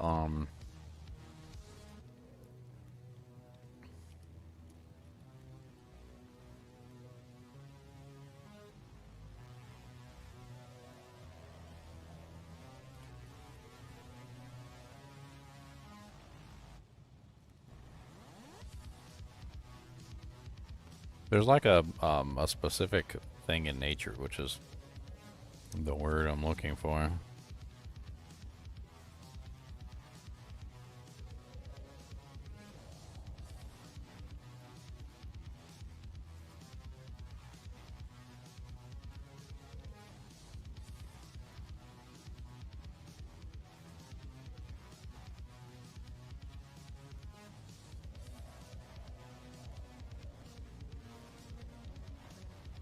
I'm blind.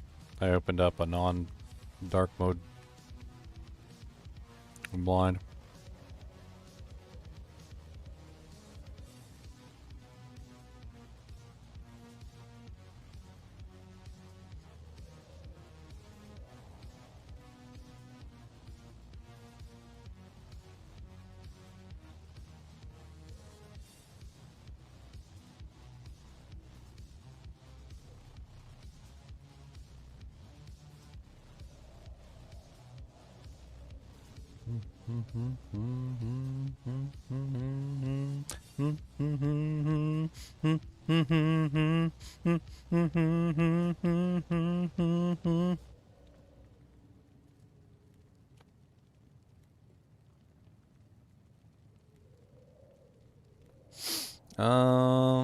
That's an interesting name. Apparently they're called zoo toxins. So when an animal has poisonous skin, it's called a zoo toxin.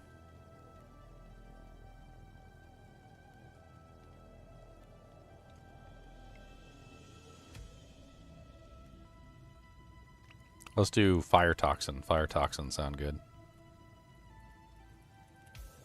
We can like adjust it a little bit.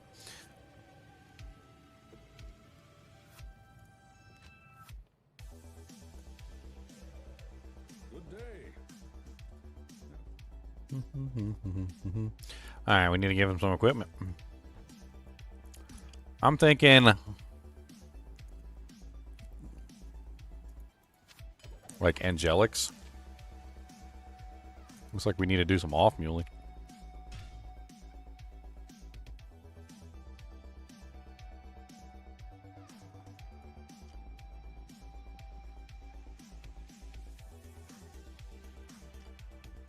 We can start them off with Hasara set. That'll be a solid early set. It's only level 3. What did I just do? I just put them in like my own inventory. That doesn't help.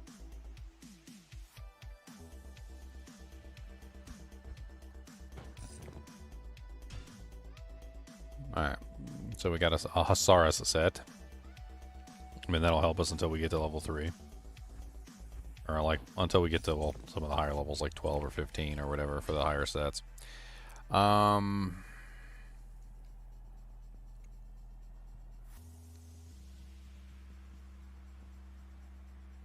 to think what else we use for this guy. I believe I do have a rib cracker.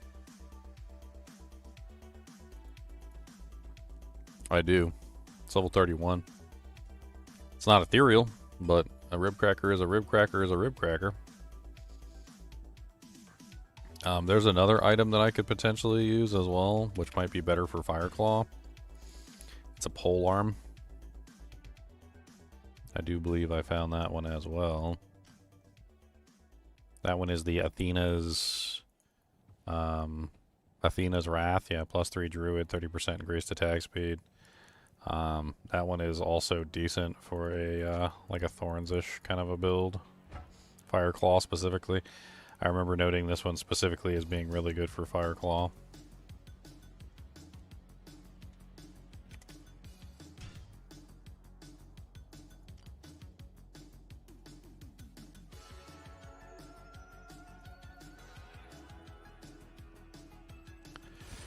Alright, let's grab you and you. They're relatively low level, so 31 and 42. I mean, that can be utilized relatively easily. We also want Angelics. I don't know how many Angelics I have. I think she's using part of the Angelic set. She needs to swap off of it eventually. But I think she has the armor and 2 rings. I don't know if I have another armor. Let me check and see. Because I'd rather not take her equipment if I don't need to.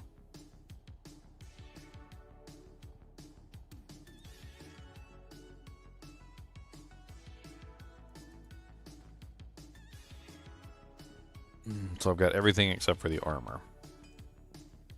Multiple ring sets.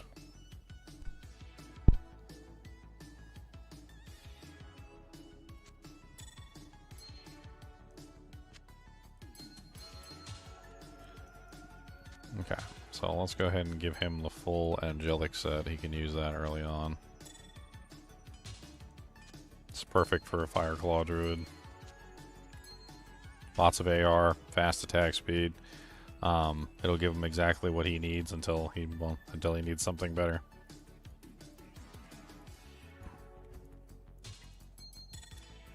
He needs the armor too, though. So I am going to have to steal that since apparently I only have 1 angelic armor.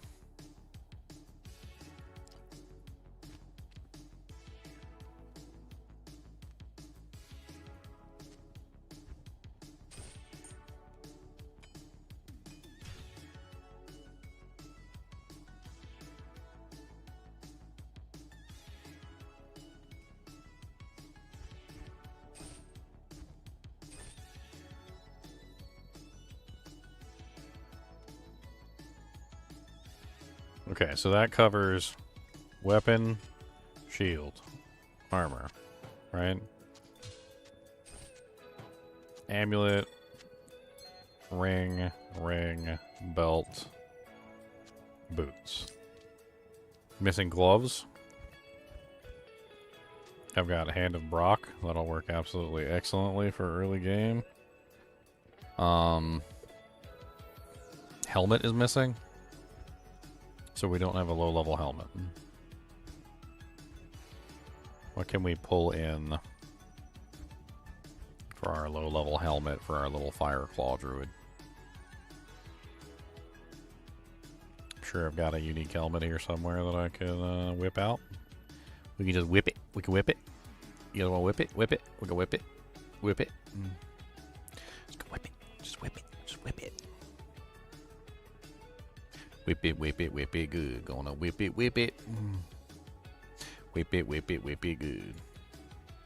Whip it, whip it, whip it, whip it. We do have a Death Sash, which could come in handy for Cannot Be Frozen. We are a melee character, and without Cannot Be Frozen, we're kind of in the up Poops Creek without a paddle, so it might be a better play. Got one of those. It looks like I don't have Death's Gloves, though. Death's Gloves would be absolutely great. Maybe we should go try and farm a set of Death's Gloves. I think that might actually be a really good idea. Go farm a set. I don't remember where Death's Gloves actually come from. Like, best drop location. Does anybody remember where Death's Gloves, like, best drop location is? Is it Cow King normal? It's like normal Cow King, isn't it? If I'm remembering correctly.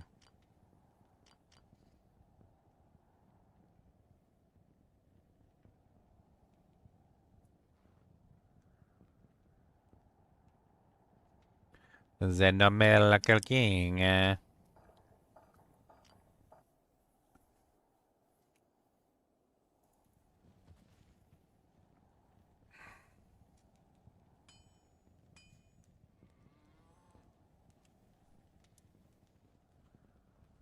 I mean, I think Tarnhelm would be like one of the best bets, right? Early level +1 skills.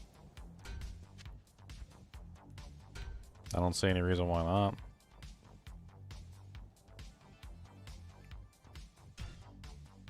Yeah, just throw a Tarnhelm on top of that ugly head. Ugly. And there you go. And we got a full set of equipment. So we got Tarnhelm, Angelic set, which is going to help us tremendously for attack rating and give us attack speed, which will make the entire process a lot less painful. We could theoretically even put like a Eth rune in the Angelic Sickle. It wouldn't actually be a terrible idea. So the Hisara set comes up first. That's like super easy. That's level 3. And then at level 12 we get access to Angelics. We also get Hand of Brock at level 5. So, it's a bunch of easy stuff. Ain't got no money. Ain't got no money. No money, honey. Got no money. Ain't got no money, money. Ain't got no money, honey. Ain't got no money, cash. Ain't got no passion, cash. Ain't got no cash. Ain't got no money. Ain't got no cash. Ain't got no money. Money, honey. Got no cash. Money, honey. Got no cash. Need a little bit of dollars and some cents. Gonna take my shield and put it in a rent. Can I help you? Come here, Larzik. I need some money.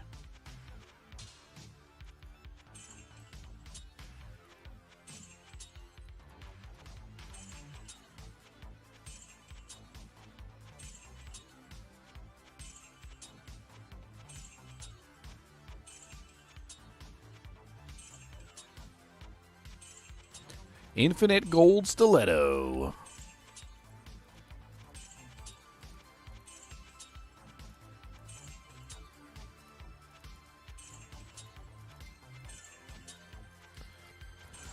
Infinite gold stiletto. Infinite gold for me. Infinite gold stiletto.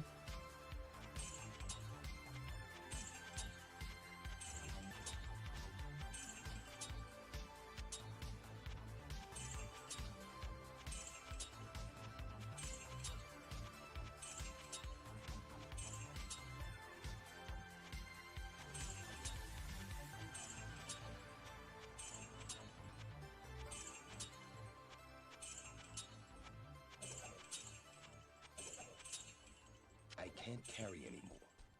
All right. There we go. We got some gold for the druid. That should be plenty.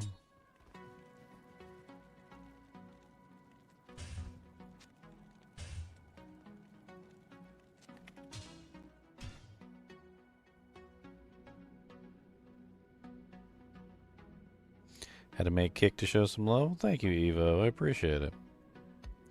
I appreciate it. I appreciate it.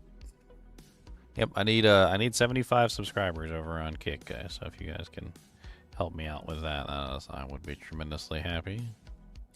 That way I can finally get my my affiliate status over on Kick. I think I'm sitting at 22 subs on Kick at the moment. So if you guys can do me a favor. You can't just drag it from equipment to sell it. No, you cannot. If you drag it from equipment to sell it, it will sell at a low price. So the way that the glitch works, Hatu, is it works by utilizing the increased value for it being held in your hand. That's how the entire process works.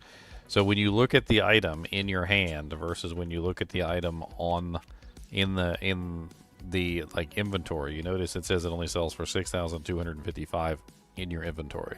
If you put it in your hand, it sells for 32,768. However, the problem is that if you sell it, if you just simply drag it over, you only get the 6,255. You don't get the 32,000. So the only way to get the 32,768 is to use this button and sell it this way. and then you get the 32,768.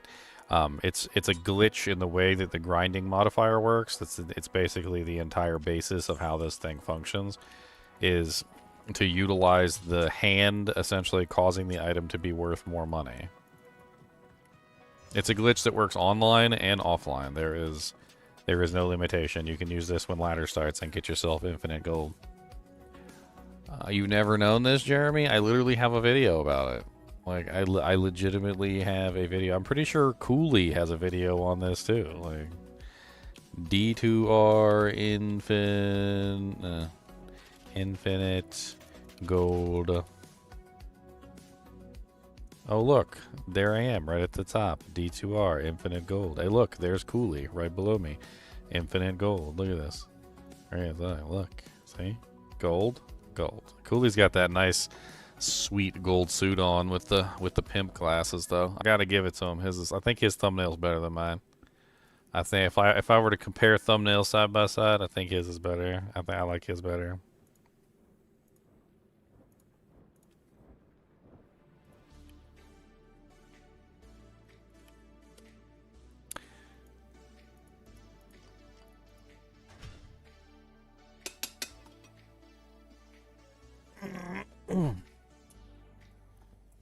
I need some dust to drink. I need some waters. What do we got in here? Grape. I like grape. Grape is nice. Grape ape.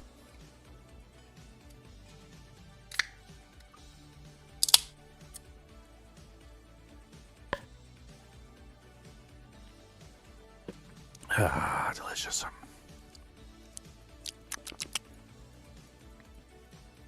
Alright, so now that we have some gold, let's go ahead and pull some gold so we can get ourselves our starting pieces of equipment and do jinx. I have a little fun thing I like to do now for like new characters now that I have infinite gold. I think it's hilarious.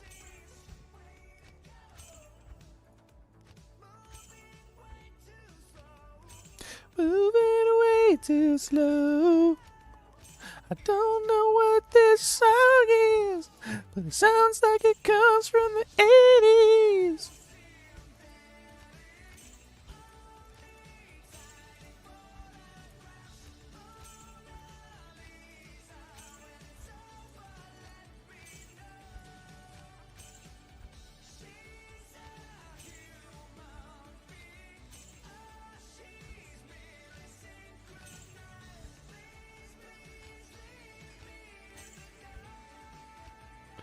I need gold.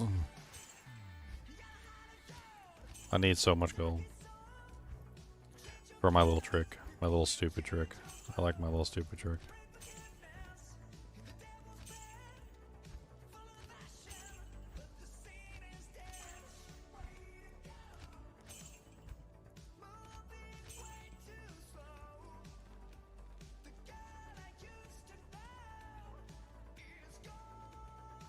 So that blade, is it to get, I mean, is it in shops after a certain level?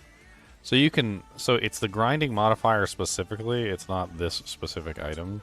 Although this specific item does have a better resale value than others. So basically how it works is, let me like write this down so it like, so I can like order my thoughts easier, okay? So think about it like this, okay? The goal of the infinite gold glitch, so infinite gold glitch. The goal of the infinite gold glitch is, number one, to find a cheap item, alright?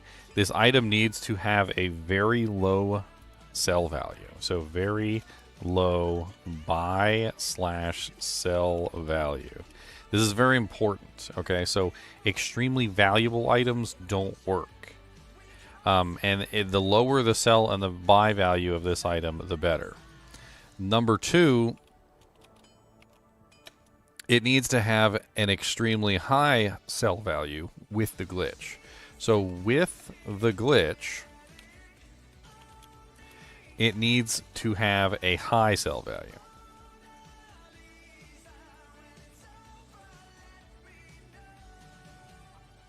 Now, what does this mean? If you follow rule number 1 and rule number 2, this leads you to one inexorable outcome. The outcome is basically this. Normal quality is too cheap and not worth it.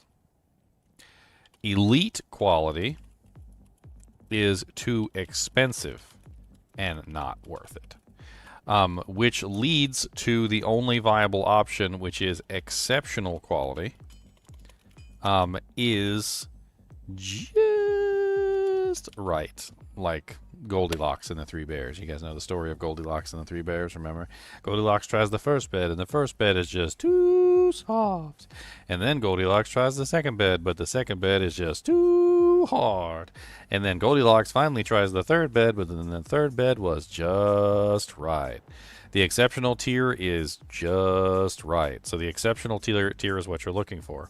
It is cheap enough to be a very low value when it is not using the glitch, and it is expensive enough when using the glitch to be good enough to sell. So in other words, when you take a look at the stiletto, or if we take a look at the various other items like the grinding ancient axe, these are exceptional level items. That's the reason why I have these.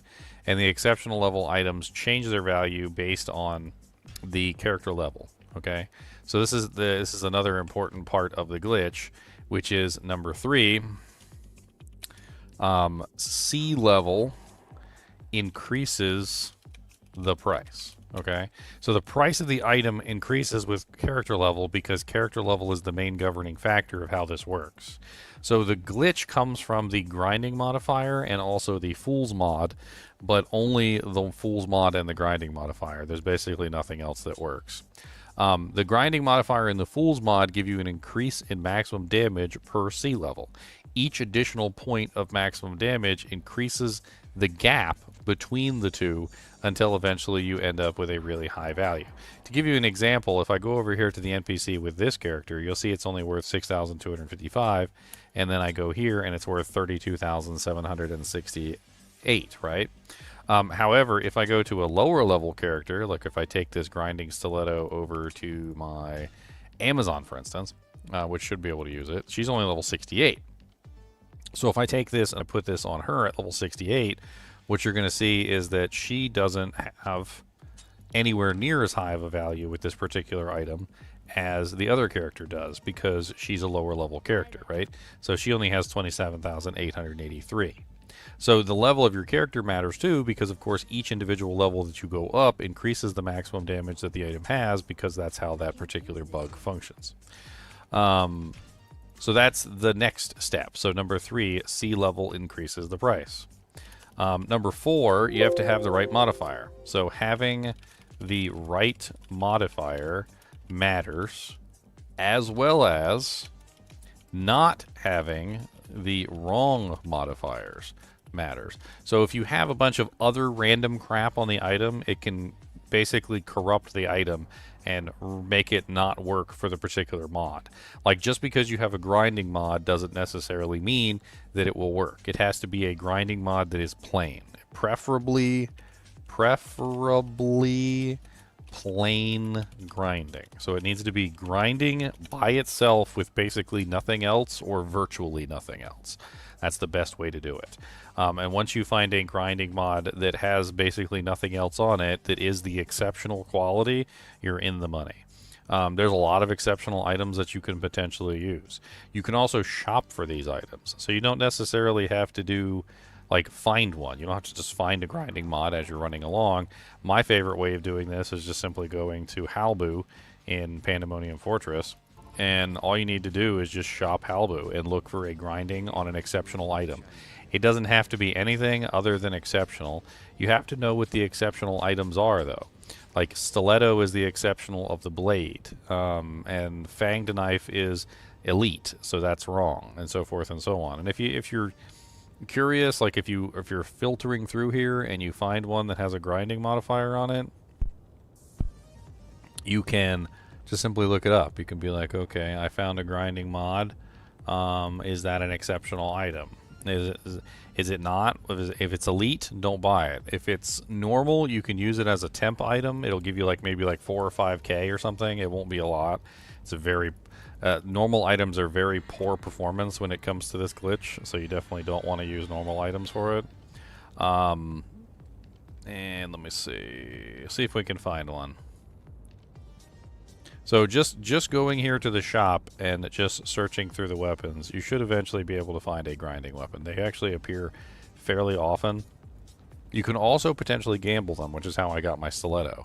So once you have an infinite weapon, so the order of operations that I generally recommend is just shop Halbu first. Find yourself a decent grinding weapon. It doesn't have to be amazing. It doesn't have to be the best grinding weapon that you've ever obtained. It just needs to be a grinding weapon. Once you have a grinding weapon which satisfies the requirements, like right here we have a grinding ancient sword, that will work. Ancient sword is a elite base as far as I'm aware. And of course you can always look it up, so just like D2R ancient sword. And then let's pull it up and let's take a look. So ancient sword is, war sword is normal, mythical sword is elite, so ancient sword is the exceptional. So there we go, we've got now a grinding ancient sword. So now let's check this. Charcy is the best place to do this glitch because Charcy has the best prices in the entire game. I don't know why, she just does.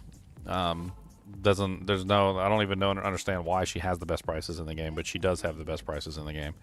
So let's go to Charcy. We're going to make a space. This is also very important. Always make a space for your item, because if you don't make a space for your item, it can get lost. I also like to purchase a 1-slot item if my item is 1 slot, specifically to fill that slot.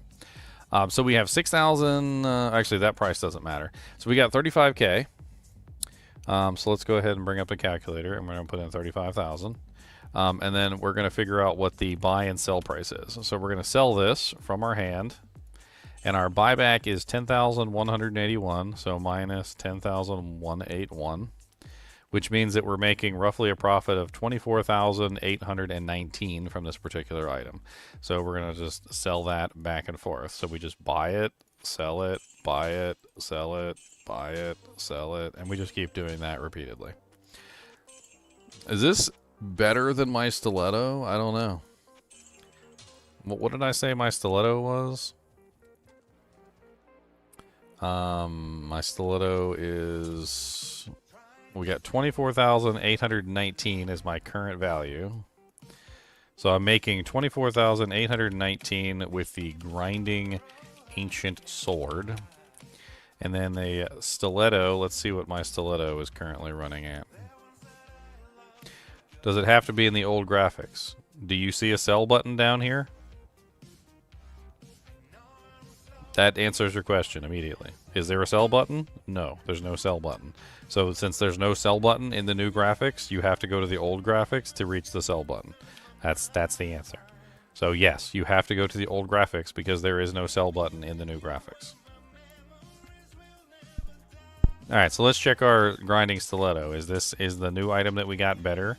So we've got 2,000 or 32,000, 32,768 minus